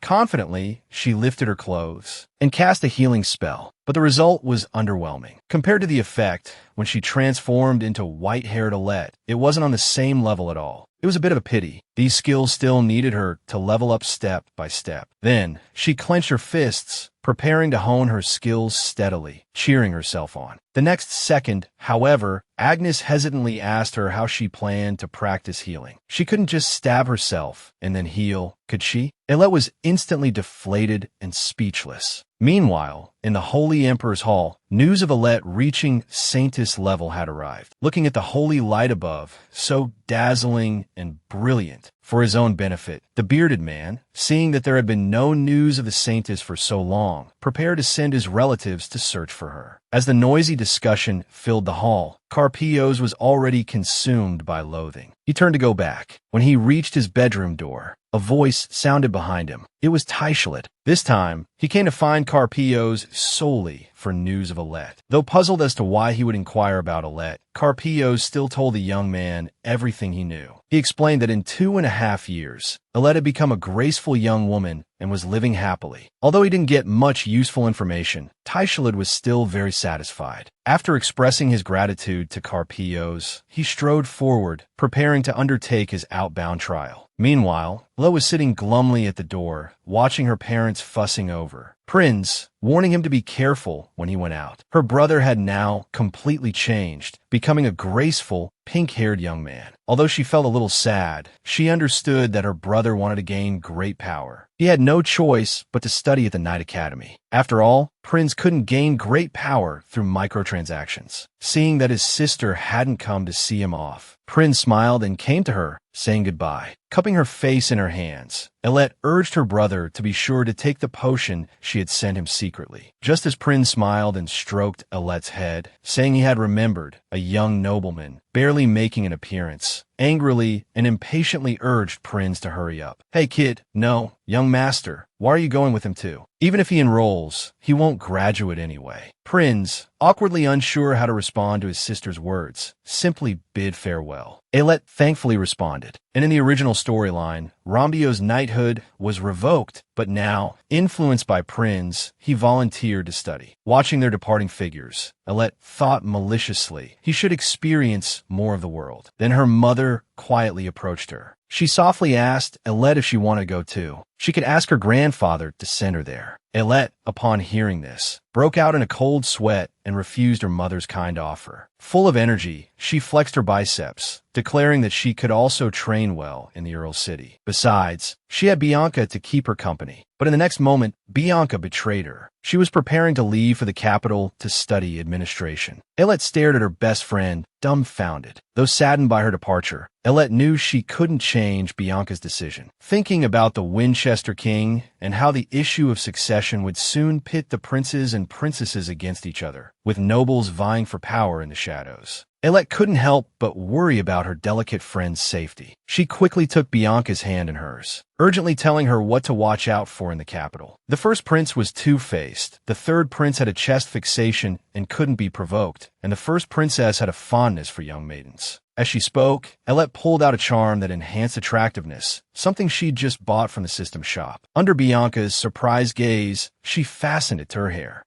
Elette declared delightedly that it suited her perfectly. "Thank you, Elette, but having you is enough." Looking at her best friend, radiant like a spring flower, Elette felt a sudden burst of holy light threatening to blind her. Her brother, Prince, and Bianca then left the Duke's estate. Elette wasn't discouraged. Clenching her fists, she resolved to train even harder. As time slowly passed, in her secret domain, Elette diligently honed her skills. The next moment, a flurry of chrysanthemum petals erupted, scattering across the sky. Elette was stunned, unable to believe she had just unleashed sword energy. After receiving Agnes's confirmation, confirming that she had indeed attained the strength of a sword saint, Elette felt a surge of genuine joy. Years of effort had finally paid off. The system then notified her of an impending major upgrade. After 2.5 years of training, the young girl had finally achieved the power of a sword saint. Upon learning this news, the former saintess commended her. After all, not everyone could persevere through running 250 kilometers every day. Moreover, Elette was only 12.5 years old. Although, with her current strength, fighting monsters was like slicing through watermelons, she still requested her instructor to give her some motivation. Though surprised, Agnes used her signature move. Elette, in turn, showered her with praise and asked to be taught the technique. "You're so well-behaved and you speak so sweetly. But if you want to reach my level, you'll need to train even harder." Elette wasn't discouraged, declaring her unwavering determination. As the two discussed swordsmanship, the Genesis Flame Tomb system finished its upgrade. It arrived, pulling a banner to congratulate Elette, leaving Agnes utterly speechless. After all, she had always been the sole deity Elette served. Elette immediately protested, forbidding Agnes from referring to her system as her father. Agnes relented, dropping the subject. Then, she considered Elette's next step, training in the dungeons. However, this would be difficult at the Earl's mansion. Elette, listening, was also unsure what to do. Just then, the Genesis Flame Tomb suddenly appeared, prompting her to look up. Seeing the system update notification, Elette's spirits revived. She reassured Agnes not to worry, as the Genesis Flame Tomb had already prepared a training ground for her. She was practically in tears over the Flame Tomb's willingness to fulfill her every request. Meanwhile, in the Holy Emperor's Hall, the elders were puzzled by the saintess, causing a commotion every few days while they remained in the dark. Elzent, the leader of the search party, was drenched in cold sweat, unsure how to respond to their questioning. After the elders left the hall, a troubled Elzent pondered how to find the saintess. He unexpectedly bumped into Taishalit. Looking at his younger half-brother, Taishalit showed no concern for his numerous scars. He was about to leave impatiently, but remembering that Elzent was the saint's vessel brought by their father, he paused. He inquired if the young man was encountering difficulties with his mission. The scars on Taishalit's face were answer enough. After all, the Holy Emperor's Hall merely treated them as tools, indifferent to their lives. To add insult to injury, due to Taishalit's perceived lack of strength, the Holy Emperor's Hall hadn't bothered to assign him any companions. Though harboring resentment, Taishalit dared not show it. Elzent, sensing his apprehension, decided not to engage further. After offering a few words of comfort, he too left the hall. Taishalit's doubts lingered, finding no suitable outlet for expression. He hesitated to speak. The mere mention of the matter at the Holy Emperor's Hall had struck a nerve, touching upon a sensitive subject. Back at the Duke's estate, Alette tightened her shoelaces. Clutching the oroba her mother had given her, she prepared to enter the chain tower. A whirlwind enveloped the young woman, and with a whoosh, she arrived. Gazing at the unique surroundings, Alette couldn't help but appreciate the system's attention to detail. A sign forbidding the use of divine descent instantly eased her nerves. Still, she raised her familiar weapon, refusing to let her guard down, ready to face the upcoming evil spirits. Her gaze was serious as her opponent slowly materialized, but in the next second, a soft, chirping sound escaped it. Green slime jiggled on its body, making it appear incredibly cute. Agnes instantly felt the urge to scoop it up in her arms. But Alette wasn't swayed by its adorable appearance. Assuming an attack stance, she leaped high into the air. Her sword came down in a swift arc. The green slime creature burst, splattering across the ground. Agnes playfully scolded Alette for her ruthlessness, but Alette paid no mind to such comments. Her eyes gleamed, focused solely on the spoils. Looking at the stairs leading to the second floor, having gained a sense of the evil spirit's strength, Alette didn't hesitate. She quickly ascended. The boss of the second floor was no match for Alette, swiftly crushed upon its appearance. Nor could the bosses of the third and fourth floors stand against the powerful young woman. Reaching the 15th floor, she faced a horde of zombies. Alette's excitement bordered on frenzy. The zombies froze, bewildered by the girl's lack of fear. Then, they scrambled to escape. Perfect. I can really level up my healing skills here. Zombie darlings, where are you going? I'm here to heal you. As the wails of the undead gradually subsided, Alette pulled out some food. She began to eat happily. Watching the girl munching away, Agnes couldn't help but comment on her appetite after just obliterating a horde of zombies. Alette remained unfazed. After all, to survive in this world, one needed a strong spirit and a full stomach. Having sated her hunger, Alette continued her ascent. After a week, Alette had cleared the first 100 floors. As she climbed the stairs to the 101st floor, she stopped abruptly, staring in disbelief at the scene before her. Having attained immense power, Zhang Xiaoyu didn't rest on his laurels. He trained relentlessly, striving to become even more formidable. Arriving at the training ground Yin Ling had prepared for him, he reached the 101st floor with the ease of slicing through a watermelon. The sight that greeted him left him utterly dumbfounded. Though puzzled by the battlefield's transformation into a peculiar ring, Alette didn't retreat. However, the prospect of reaching the summit filled her with a certain reluctance. As if answering her unspoken plea, the system, known for its responsiveness, caused the summit to erupt in a sudden explosion. Alette stared, bewildered. In the next instant, a rock hurtled towards her. Her eyes widened in alarm. With a cry, she braced for impact as the rock plummeted downwards. Thankfully, her reflexes were sharp. She narrowly dodged the attack. Just then, a strange red glow emanated from the smoke. As it cleared, the 101st floor's boss, Moffat, made a dramatic entrance. Alette gasped, fleeing through the forest, not daring to stay put. With a roar from the sky, Moffat unleashed a devastating palm strike from above. Alette barely managed to evade the attack, her heart pounding in her chest. With a twirling leap, he kept his eyes wide open. Elet, seeing this, immediately lunged forward with her sword, but he didn't react at all, leaving her feeling somewhat frustrated. How was she supposed to deal with this thing? The next moment, Elet landed heavily in the water. Agnes, through this practical demonstration, reminded her not to waste her energy. She urged Elet to observe her surroundings and look for the stone creature's weakness in order to deliver a fatal blow. Before Elet could respond, Moffat came flying over. However, upon reaching the water's edge, he hesitated to advance further. Elet observed this, but Moffat didn't give up on his attack. He lifted a stone and used his Q ability. In a flash, Elet sliced the stone cleanly in two and prepared to flee. Recalling how Moffat had paused at the water's edge, Elet instantly realized his weakness. She immediately asked Agnes how to attract the enemy's attention, but the former saintess, seemingly with malicious intent, suggested that Elet insult him and provoke his anger. Although she felt this method was somewhat questionable, Elet took a deep breath and shouted, "Hey, you piece of garbage! How are your mommy and daddy?" Agnes was completely dumbfounded by Elet's unorthodox tactic, questioning how a stone creature could possibly have parents. Unexpectedly, the mindless Moffat actually seemed to get angry, charging towards her without hesitation. Seeing this, Elet burst out laughing and rummaged through her belongings. Pulling out her whip, she lashed out without a moment's hesitation. The whip cracked across Moffat's face. Elet continued to taunt him. The next second, Moffat's eyes narrowed. Flames erupted around his body, and with a whoosh, he launched a surprise attack on the girl, narrowly dodging the blow. Elet, now airborne, flung her whip around a nearby branch and swung away. Landing lightly, the girl fled in a panic. As she ran, Agnes couldn't help but comment that Elet not only had a talent for greed, but also a remarkable knack for attracting hatred. But Elet had no time to respond. A beam of light slammed into her back, sending her flying and landing near the edge of cliff. Watching Moffat approach step by step, Elet ignored Agnes's warnings and gripped her sword. Just as Moffat's massive hand was about to descend, Elet raised her weapon with a look of triumph. Then she plunged it into the ground. The cliff began to crumble. Both Moffat and Elet were about to fall into the abyss. As the water below drew closer, Moffat, if he could speak,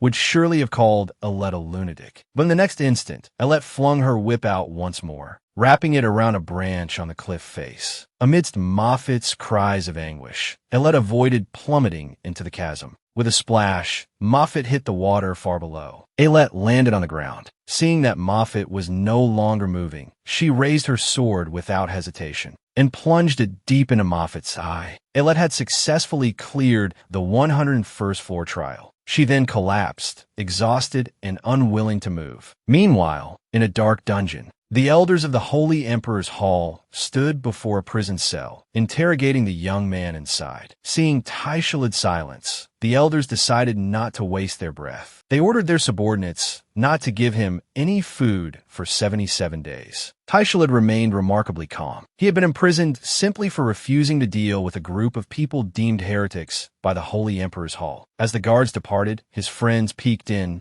ready to help him. Seeing the two suddenly appear before him, the previously calm young man, Taishalad, stood up excitedly, urging them to leave quickly. Ipel ignored him, pulling food and water from his pocket and offering it to Taishalad, suggesting he eat when he felt hungry. His friend's concern eased Taishalad's anxiety about being imprisoned. He looked at the young man inside the cell. Hestio, though still scowling, spoke up, warning Taishalad not to break the rules of the ceasefire again. He stressed the importance of obeying orders, especially those concerning the handling of the end, whatever that might be. He warned Taishalad that they were only making an example of him now. He might not be so lucky next time. Hearing his friend's warning, Taishalad lowered his head, his hand clenching into a fist. Just then, he thought of the young girl he had once met. His hand clenched into a fist. It was then that he thought of the young girl he had once met. In a flash, Taishalad lifted his head, under Ipel's surprised gaze. His eyes turned towards the back of the room, lost in thought. Whenever despair threatened to consume him, Elet's image would surface in his mind. Longing suddenly wrapped around Taishalad's heart. As time slowly passed, young Elet no longer relied on her father for everything. She urged him to spend more time with her mother, saying she needed to study. A blush crept onto the man's cheeks. Watching her father hurry away, Elet, who had just spoken of studying, slammed her book shut the next second, slung a pack over her shoulder, and prepared to leave home. The training she'd undergone had helped her grow. Even when facing bosses that demanded considerable effort, Elette didn't flinch. She was filled with courage and patience on her path to becoming stronger. Her various skills gradually improved, surpassing the average person's abilities. Time is perhaps the cheapest commodity in this world. After years of practice, the young girl had blossomed into a graceful young woman, and a powerful one at that. But her greedy nature remained. Even when the bosses were reduced to bones, she would take them back as gifts for her skeletal minions. Arriving at her territory, eager to present her gruesome gifts, Elette froze, staring at the scene before her in disbelief. "What in the world are you doing?" she demanded. The granddaughter of the esteemed duke, it seemed, couldn't shake her avarice. Not even monster bones were safe from her acquisitive nature. When she happily brought her trophies to her skeletal minions, she found them in a sorry state, on the verge of falling apart. Their overly enthusiastic work ethic had led to a spate of slipped discs and scattered bones. Elette, upon learning the cause, was dumbfounded. "Honestly," she sighed, "I told you not to push yourselves so hard. Every day, it's a broken bone here, a chipped bone there, and you're always complaining about osteoporosis." With that, she pulled the bones of Morlon and Dragos from her bag and, using Europa as a welding torch, quickly repaired her minions. The two bashful skeletons wiggled their reattached hips and began to frolic. The other minions nervously approached Elette. The young woman had no choice but to have them queue up for bone replacements. Little Flame watched the scene enviously. "Doesn't the farm owner have any gifts for me?" he asked. The air grew still. Then Elette produced a gleaming, heart-shaped gift, nearly blinding Little Flame with its brilliance. "Blood fireworks. I'm so happy," he cried. After finishing her farm chores, Elette returned home, where her father called for her. The next moment, her expression shifted to one of surprise. "Big brother," she exclaimed. Prinz, with his shocking pink hair, was almost dazzlingly handsome. When the two went out to the grassy field to spar, Elette knocked off one of his accessories with a single move. Prinz wasn't discouraged by this. While giving her a brief overview, he told her the news about Taishalit. The news left Elette speechless for a long moment. Apparently, not long ago, a massive SG had appeared above Adarini. The dungeon synchronized with it, and the dungeon's fortress had actually fallen out of the entrance. Just as the falling fortress was about to crush Adarini, Taishalit appeared. With a single divinely powered engineering lance infused with sword energy, he shattered the falling fortress, preventing Adarini from being reduced to rubble. Although she knew Taishalit would grow stronger according to the plot, Elette couldn't help but feel a little nervous. And when Prinz mentioned that the Adarini merchants were demanding compensation from Taishalit, the indignant girl wanted to chop down those ungrateful wretches. Seeing his sister so angry, Prinz was about to say something more, but a voice calling his name came from not far away. He had no choice but to go. Before leaving, he mentioned that he had bought Elette a famous massage. Elette immediately thought of that shy Karlam, who felt embarrassed to accept things from others. She was very curious about what the boy was up to now, but before she turned 20, she couldn't leave the Earl's estate. Otherwise, she would encounter S-rank calamities outside. As time passed, Elette reached the 277th floor of the trial tower. She looked at the mocking figures, leaving both of them speechless. After all, the dragon's entrance was always so unoriginal. Then, she expectantly asked the skyscraper architect if they could give her some good weapons. She hadn't received any recommended items even after reaching the 200th floor. The architect shuddered at her words, but they still satisfied Elette's whim. A temporary trial tower quest appeared, Dragon Emperor Slayer. Difficulty, S rank. A special event prepared for those like you with a lucky charm. Defeat the boss and claim your reward as usual. Reward, item selection ticket for the boss's floor. Seeing this, Elette was instantly overjoyed. Then her greedy nature revealed itself. Even the ugly dragon looked handsome to her. Agnes was dumbfounded by her declaration of plunder. Looking at the gold coins beneath the dragon, Elette didn't hesitate. She drew her sword and charged. "All those gold coins are mine." The girl's strength was already 7th in the entire continent. But before completing the tutorial, she could perish at any moment, simply because this world was full of S-rank calamities. To save herself, she had to increase her strength as quickly as possible, leave the Earl's estate, and save the male lead, that little Karlam.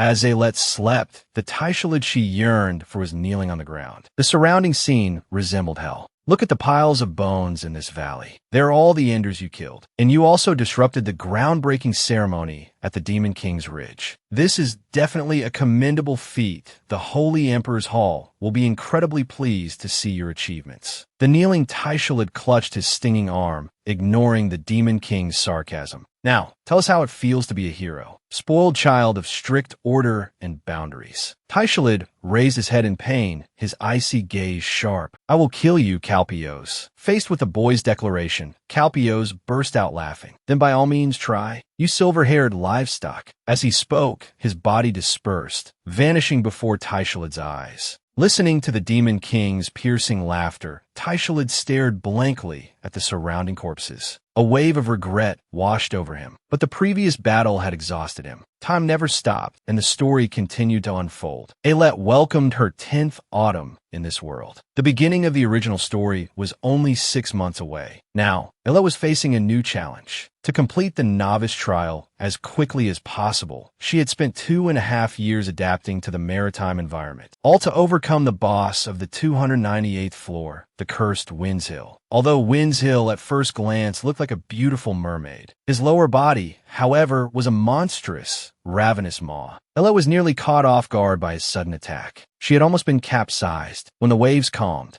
the young woman leaped into the air, her segmented blade flashing. She ensnared Windshill, binding his form tightly and unleashing a furious assault. Yet, the attack seemed to do little damage. Windshill effortlessly shrugged off the restraints, an air of nonchalance about him. Frustrated, Alet hopped back to her small boat, narrowly avoiding Windshill's pursuing attack. With a resounding crack, the little boat splintered beneath the force of the blow, scattering debris across the water. Alet, thankfully, reacted quickly, escaping with minimal harm. She racked her brain, trying to figure out how to defeat this watery specter. If only I could use divine descent, she thought desperately. Suddenly, an idea sparked. Scrambling onto a piece of floating wreckage, she braced herself as Windshill attacked again. A towering wave, like a crashing tsunami, surged towards her. As the churning water subsided, Windshill, a smug grin playing on his lips, turned to leave, only to find, to his astonishment, that Alet had not been obliterated. She had deployed her ultimate skill, Mercury Barrier. How about this, little missy? She called out. From now on, this arena is my castle. Windshill roared in fury, the surrounding seawater swirling around him, taking the shape of a colossal water dragon. Alet charged forward, leaping high into the air, a Valkyrie descending upon the battlefield. As Windshill's form finally dissipated, dissolving into motes of light, Alet claimed her prize, her first boss drop. The architect, still reeling from his heartbreak, was stunned that the girl had single-handedly defeated Agnes, the formidable 298th floor boss. He couldn't help but acknowledge her impressive strength. He was utterly dumbfounded. He'd never imagined Alet could clear the 298th floor so quickly. He tried to reason with her, pointing out that she was already the 7th strongest on the continent and didn't need to push herself so hard. But Alet was having none of it. Without a moment's hesitation, she marched towards the next level. The architect trembled, silently pleading with her to wait at least a month before attempting the 299th floor. Alet, sensing his apprehension, was immediately suspicious. What's wrong? She demanded, her eyes narrowing. The architect, flustered, tried to play dumb. Unsatisfied with his evasiveness, Alet decided to press the issue no further. She approached the entrance to the 299th floor, a triumphant grin on her face. Ignoring the architect's silent, panicked howls, she initiated the teleportation sequence. But something felt off. This wasn't the familiar loading sensation of the trial tower. Could this be? She wondered, a flicker of unease rising within her. Is this the beginner's trial transfer? Driven by her relentless determination, she pressed onward. But when she opened her eyes, she realized she'd been tricked. A system message flashed before her. You have entered a level 5 difficulty dungeon, Slime Breeding Grounds. Just moments ago, Alet had vanquished the 298th floor boss and was preparing to ascend to the next level. Unbeknownst to her, the trial tower, updated 7 years prior, was unfinished. Alet's relentless, almost superhuman progress had completely blindsided the heartbroken architect. He'd never anticipated that someone could reach the 300th floor in a mere 7 years. Even with his surreptitious bolstering of a monster's stats, it hadn't been enough. Elette, upon hearing this, was furious. She was ready to march straight to the complaint center, but, realizing her own role in the debacle, she decided to keep the architect's secret. As she cautiously navigated the dimly lit cavern, Elette remained on high alert. This wasn't the controlled environment of the trial tower. Out here, danger lurked around every corner. After what felt like an eternity of wandering, she still hadn't found anything of interest. Sinking to the ground in frustration, she finally remembered she could consult a guide. Summoning her system inventory, she grabbed a book and began to read. "Ah, so it's Reincarnate," she murmured, recognizing the name. The young duke who appeared because of Zhang Jia.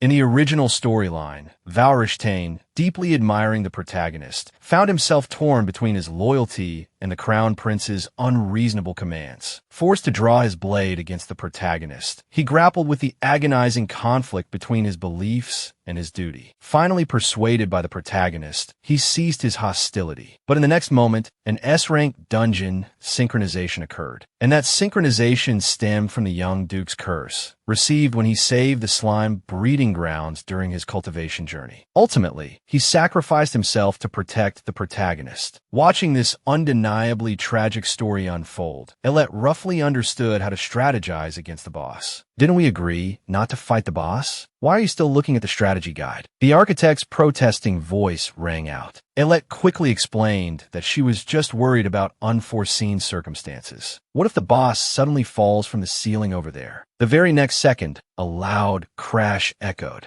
"Ah, you're actually serious," Elette exclaimed, realizing what was happening. Appearing before her was a group of humans, not the boss she had anticipated. The man leading the group barked orders. The group charged forward, weapons flashing. Although they failed to kill their target, they managed to temporarily repel it. Above them, another group of humans waited. Just as a mage was helping them down, Agnes suddenly appeared. Judging by their skill level, they're only capable of clearing a secret dungeon, she observed. A dungeon like this, and one of the healers even has a child with them. While I'm happy to see competent adventurers, with his abilities, he probably can't even protect his own companions. The architect, extremely uneasy, urged Elette to leave quickly. He didn't want this unexpected incident to affect his performance. As Elette hesitated, a man dressed as a priest irritably spoke up, questioning the raiding party's leader about how they planned to handle the situation. He seemed to have forgotten that it was his own actions that had awakened the boss and caused this incident. The realization made him falter, but remembering the authority of the Holy Emperor's hall behind him, he declared self-righteously, "When I return to the Order, I'll forbid sending healers to your guild." The two eavesdropping figures exchanged dumbfounded glances. Hearing the raiding party members offer to escort him out, the priest let out a cold laugh. "Protect me as I leave the dungeon? What makes you think you're capable of that? Especially when you've picked up 2 burdens along the way." "No, not 2. Now it's 3, he added, noticing Elette. "You'll be begging us to take you along too, I'm sure." Elette, caught off guard, asked, "Are you talking about me?" "Of course it's you. You're going to say you got caught in the dungeon synchronization and want to join us, aren't you?"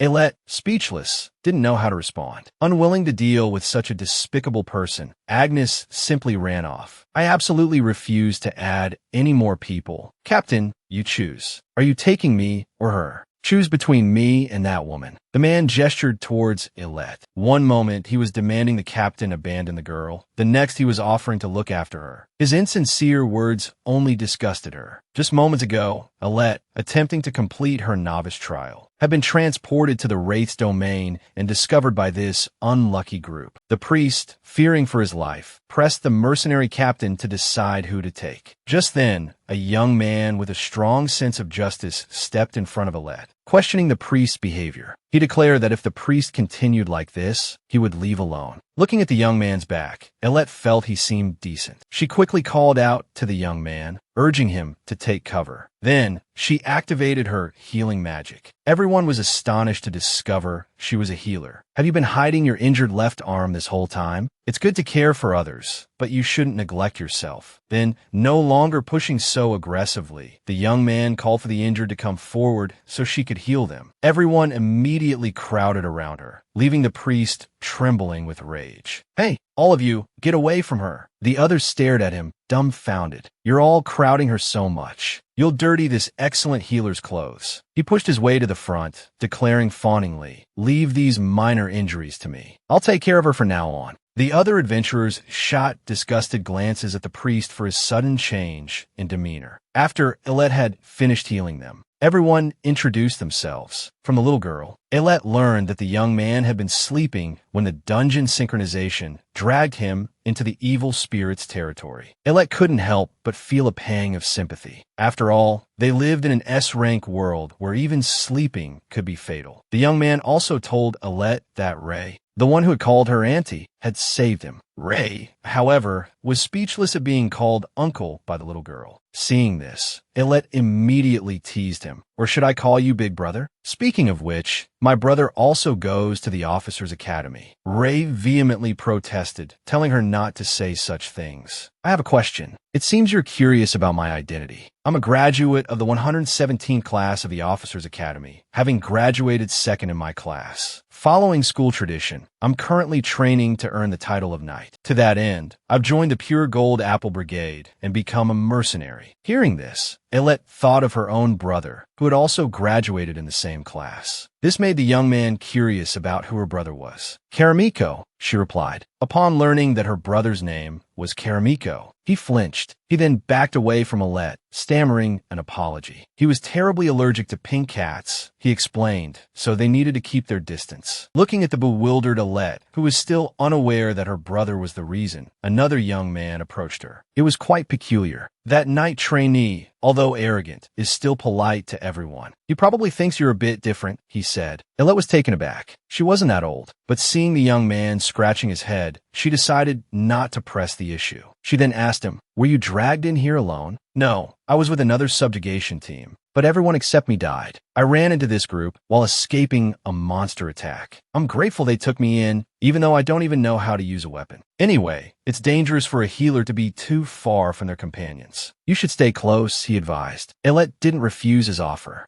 At that moment, Agnes spoke up, warning Elet to be careful. After all, it was strange for someone who claimed to be defenseless to have faint calluses on their hands and such a steady gait. Elet nodded in agreement. She had felt something was off about the young man from the start. Moreover, she knew the story. He was Ishinek, a first-rate assassin from the Midnight Raid Division of the Assassin's Guild and a direct disciple of the Guildmaster. He would later be ordered by the Guild to assassinate Terry during the relief effort. Elet resolved to keep a close eye on him. Just as she was thinking this, a terrifying roar echoed from the distance. It's the dungeon's leader. He's back. What will happen to Elet next? Find out next Saturday. Elet, whose strength ranked 7th on the continent, was mistaken by the man for a frail little girl. When they encountered the dreaded S7 monster, Ray, the perpetual second best, drew his sword, ready to fight. However, he immediately recoiled in terror, cursing and scrambling to escape. In his panic, he shoved the girl behind him out of the way. But the next second, the dungeon's leader stood directly before him. His luck was truly something else. The leader scooped him up in its massive maw, seemingly intending to have the priest as an appetizer. Looking at the boss's enormous body, the little girl in Elet's arms and the architect were terrified. After all, the ghost predator, Usklia, was ranked 711th among the demon world's leaders. Its body was formed from countless ghosts, while a single ghost posed little threat. The sheer number of them before them was overwhelming. The boss, seemingly toying with its prey, burrowed into the ground. The ground began to collapse. With a deafening boom, Usklia erupted from the earth. Elet suddenly noticed something. The priest, who had just been running for his life, wasn't dead. She also spotted the bodies of the previous subjugation team. As Elet pondered how to save them,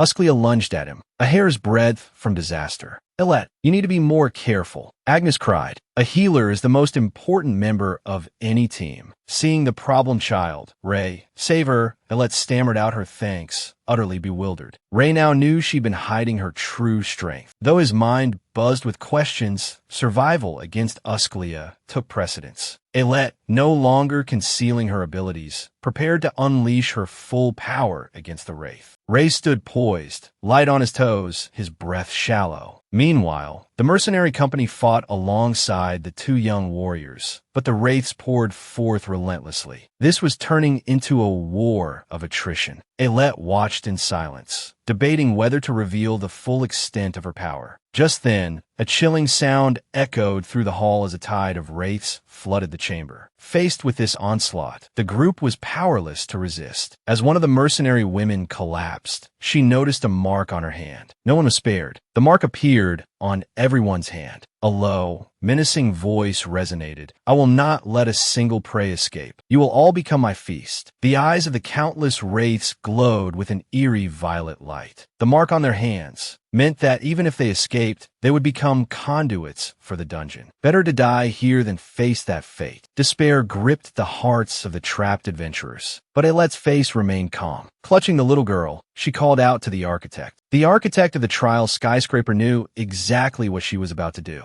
Resigned to the inevitable paperwork, he thought, "Here we go again." "Stand back," Ayelette declared. "It's showtime." While other systems brought their users good fortune, hers seemed determined to get her killed. Pulled into the Wraith's domain, they faced a terrifyingly powerful leader. Ayelette hesitated no longer. A brilliant light flared around her. Ding! You have activated the ultimate skill, Mercury Barrier. A wall materialized out of thin air. The mercenary stared, dumbfounded. The wraiths were unable to penetrate the barrier. Setting the little girl down, Ray realized Ayelette was the source of the magic. Both young men were stunned. How could a healer wield such power? But this wasn't the time for explanations. Drawing her sword, Ayelette stepped towards the barrier. The wraith writhed its body, contorting into a mask like a grotesque, blooming chrysanthemum. It spewed a stream of crimson fluid. Swearing to destroy the girl who dared interrupt its meal, the wraith attacked. Ray feared the worst, believing Ayelette lost. Then, with a clatter, chains whirled, revealing Ayelette unharmed.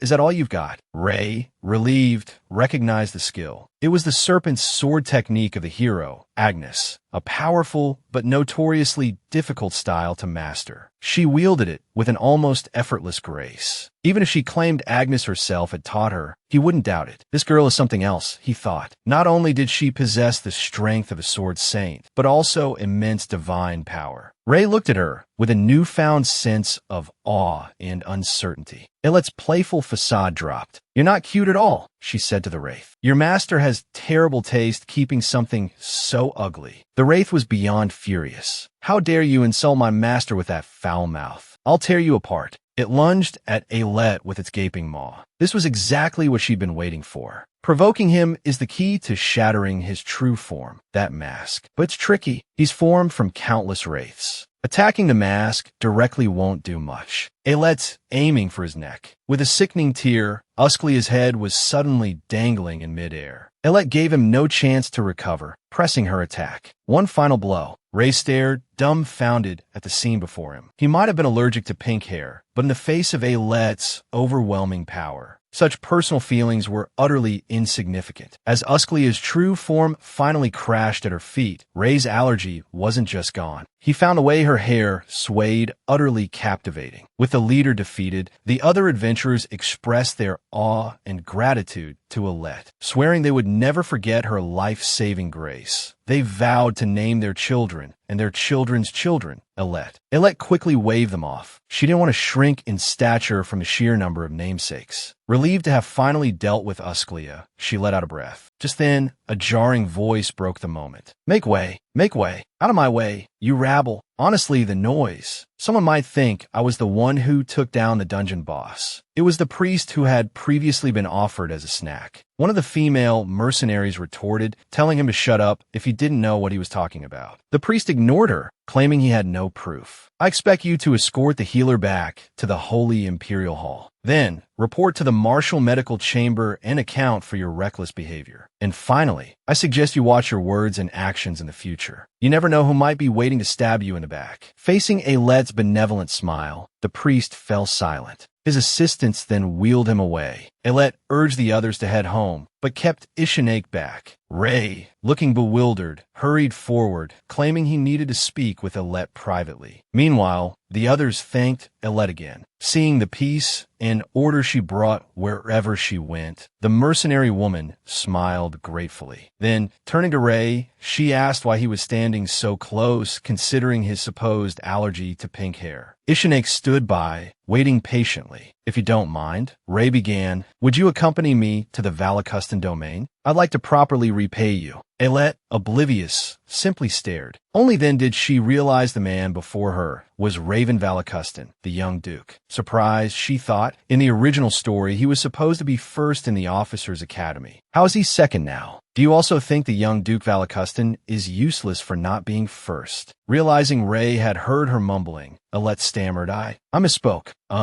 I believe in you. After all, you're the top student at the Officers' Academy. Prince Prince's sister must be just as upright as he is. Ray was taken aback. His brother was first in the Officers' Academy? He had no idea. He watched Ailette, who had started muttering to herself again. Ray wondered if she was all right, but extended his hand nonetheless. I want to bestow upon you a knighthood. You possess such incredible strength, yet it remains hidden. Talent like yours shouldn't be buried. Won't you come with me? He didn't know that Ailette was the king's cherished granddaughter. Upon learning this, he froze, utterly petrified, deflated. He turned to leave, but Ailette stopped him. You will become a fine knight someday. If the opportunity arises, I will visit your domain. Please take care. You too, he replied. With Ray gone, only Ishinek and Ailette remained. We're both busy, so I'll be blunt. Your assassination mission isn't over, is it? Tell me, who is your target? If it's a child, I won't let you leave. Seeing that Ailette knew his secret, Ishinek dropped the pretense. You should be holding a weapon when you threaten someone, especially when facing an assassin. One moment, he was practically worshipping the girl. The next, he'd slashed at her with a blade. Ailette hadn't expected this. The man's attack had already grazed her cheek. Witnessing this, Agnes was furious, roaring about wanting to put a hole in the man's head. Hearing this, Ailette thought, Agnes, have you forgotten that Ishinek is an important character in the original story? Agnes continued to yell, urging Ailette to teach him a lesson, then told her not to hold back. Ailette tightened the wires in her hand. In the next instant, bright red blood flowed from Ishinek's neck. Countless wires now bound him. Did you really think I'd come to confront you unprepared? Ishinek hadn't anticipated this. The steel wires in Ailette's hands were her spoils of war from the boss on the 298th floor. They were the strings of the Elven King's harp. Fortunately, thanks to Agnes's training over the years, she was proficient with all weapons. Otherwise, she wouldn't have been able to subdue Ishinek so easily today. Ishinek grimaced. So that's how you want to play it, huh? But in the next second, Ailette was taken aback. I surrender. Please spare my life. Then followed a torrent of words, claiming he was just passing by and wasn't trying to assassinate anyone. Though speechless, Ailette was irritated by Ishinek's blatant lies. Please, I want to live. I swear before I die, I won't touch a single hair on anyone you know. Ailette was stunned by his shamelessness. She couldn't understand if the young man was insane, but she spared his life. Freed from his restraints, Ishinek brightened, eagerly trying to recruit Ailette into becoming an assassin. After receiving her firm refusal, he could only resign himself to leaving. However, before departing, he declared he would repay her for saving his life and would never harm anyone close to her. Watching Ishinek's retreating figure, Ailette thought she'd have to avoid this lunatic in the future. Despite the little interruption, she had passed the 299th floor's trial. Listening to the system's congratulatory message, Agnes sighed in exasperation. But considering the incident stemmed from uncontrollable factors, she decided not to pursue the matter further. With the 299th floor's trial concluded, Ailette was exhausted. However, thinking about the spoils she'd acquired after defeating the boss, she felt satisfied. Although the Transmigrator's cash shop included most skill books,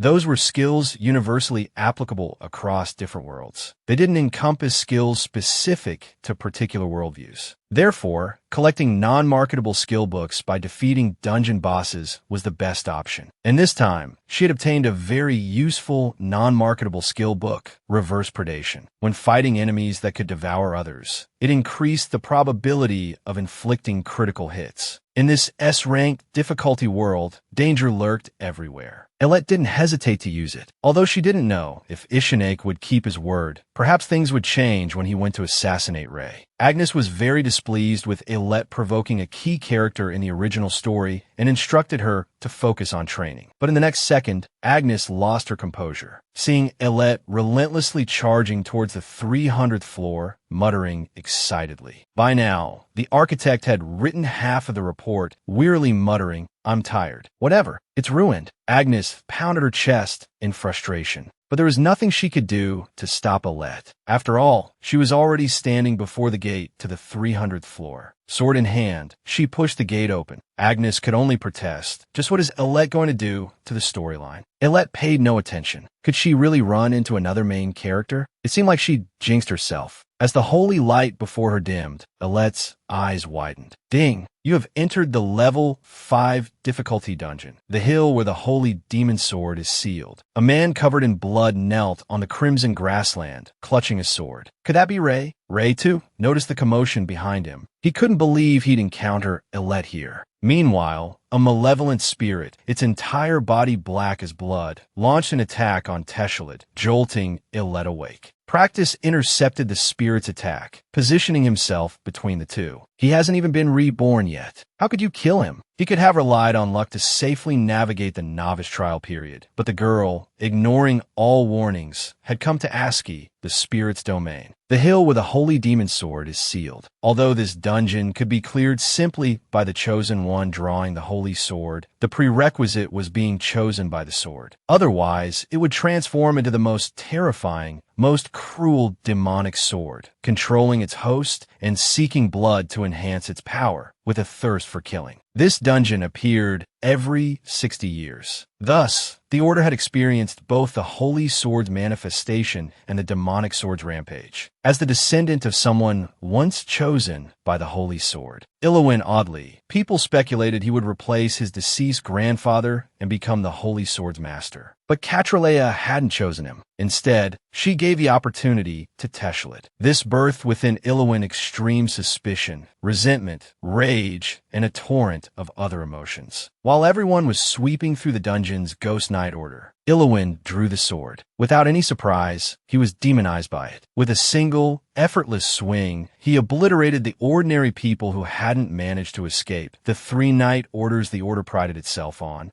and the exceedingly rare healers, all reduced to ashes in an instant. Only Teshulat survived, and the moment the assault on the boss began, the dungeon's exit had already closed. Teshulat fought Iluwin for hours, his vision blurring. He understood no reinforcements were coming and prepared to accept his fate. But then a surprising voice came from behind him. A girl in a pink hat was looking directly at him. Even after so many years, Teshulat recognized her instantly. It was Alette, as she blocked Iluwin's fatal blow. Teshulat stared at the girl in a daze, seeing Teshulat's severe injuries and the urgent need for healing. Alette, aiming for a swift victory, launched an arrow at Iluwin. Ignoring his ranting, Alette raised her sword high. In a flash, she severed Iluwin's arm. But Alette found no joy in it, because at this moment, Iluwin possessed the ability to heal himself. After a brief moment of thought, Alette charged towards Iluwin. Their speeds were now evenly matched. But Alette knew her strength and swordsmanship gave her an edge. She had to seize the moment he became careless. When Iluwin landed an arrow on Alette's shoulder, and while he reveled in that small victory, Alette knew her chance had come. Without a moment's hesitation, she launched her counterattack. As Iluwin leaped high, pleased with himself for dodging the attack, he saw Alette unleash her snake-belly sword spike, influenced by the passive skill reverse predation, which increased the probability of inflicting fatal wounds. She severed Iluwin's other sword arm, as Alette prepared to attack his remaining arm. Iluwin, about to flee, remembered the demonic sword's power. Recalling the sword to his hand, he swung, the sword energy flying straight towards the injured Teshulat. To save the hero's life, the girl, who had been unexpectedly transported, launched a fierce attack on the evil spirit. Realizing he couldn't withstand the girl's assault, Iluwin, after summoning the demonic sword back, launched a sneak attack on Teshulat. Alette's heart leaped into her throat. A boom echoed. Thankfully, Alette reacted quickly and stopped him. Seeing that Teshulat was unharmed, Alette finally breathed a sigh of relief. It was then that they realized Iluwin was gone. Alette wasn't worried about his escape. After all, to recover, he needed to kill 1,000 more people. Now, the most important thing was to heal Teshulat. As Alette tended to his wounds, a system notification sounded. Due to the passive skill, Healer's Affinity, healing effects are increased by 400%. Alette suddenly remembered. When she defeated Rodrigo, she had acquired this healer-exclusive skill, and this skill only worked on Teshulat. Seeing Teshulat's condition improve, Alette's heart eased. Just as she was about to take Teshulat to rest, she realized her own wounds were completely healed. Elet was stunned, wondering if something was wrong. Then she remembered Teshelid had learned an ability. He could transfer Elet's wounds to himself. Looking at the blood seeping from Teshelid's shoulder, Elet wasn't sure if he had used it. After receiving confirmation, Elet couldn't understand why Teshelid, already weakened and on the verge of death, would do such a thing. But then she recalled her conversation with her brother, defending Teshelid. If he could hear you say that, he'd be so happy. Understanding dawned on Elet, and she no longer blamed him. She softly thanked him. Gazing at the girl he longed for, Teshelid shyly lowered his head. Then, as Elet watched in surprise, he collapsed in her arms, unconscious. Meanwhile, the fleeing Illuin, supporting his weakened body, gritted his teeth, furious at Elet's interference. Remembering the power Elet had displayed, fear gripped his heart. He was unwilling to die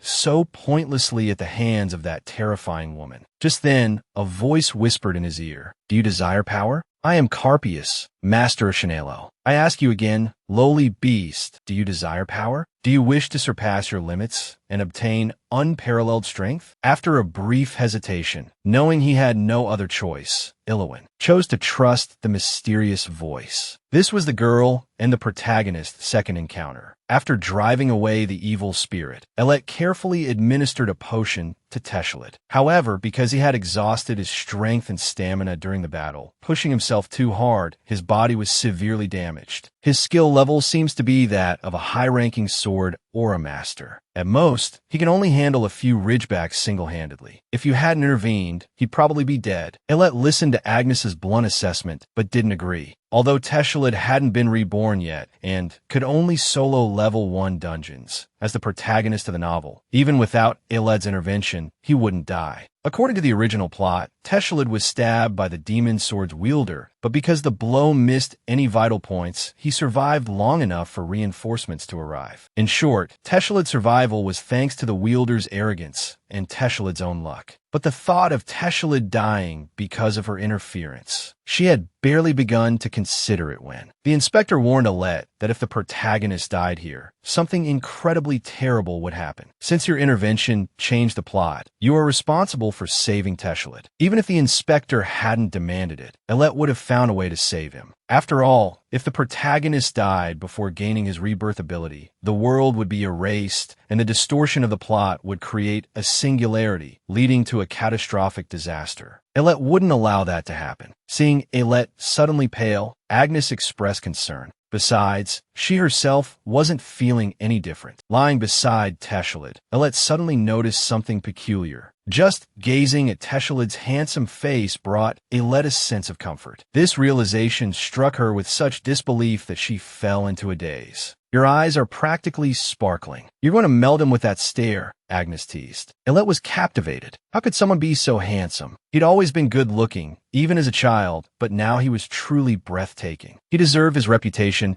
as the most handsome man in the world. This also caught the attention of the spirit-judging souls in the heavenly court. Both Agnes and the spirit covered their mouths, captivated. Agnes teased Elet, asking if Teshelid was her first love. After all, Elet had been clamoring to find him ever since leaving the Earl's mansion. Elet couldn't understand why Agnes would say such a thing. They weren't like that. The Watcher, however, seemed a bit distressed. Elet had saved his life twice now. The spirit-judging souls chimed in, urging Elet to buy a marriage certificate. All right, Agnes conceded. He's a complete fool. His taste is so bad, he only likes women who leech off him. Hearing this, Agnes felt even more certain of her suspicions. A short while later, Elet returned with an armful of food, intending for Teshelid to eat and regain his strength when he awoke. Agnes watched this scene, completely bewildered. This didn't look like romantic love at all. It was more like a grandmother doting on her grandson. Soon, Elet began to feel sleepy. Asking Agnes to wake her when Teshelid stirred, Elet drifted off to sleep. But only 2.5 hours later, Agnes frantically called out to the sleeping girl. Elet initially thought monsters were attacking. Agnes explained that Teshelid had woken up and she assumed he had gone to relieve himself. But he hadn't returned after a long time. Could he have gone to challenge the demonic sword's wielder alone? Elet wondered aloud, uncertain.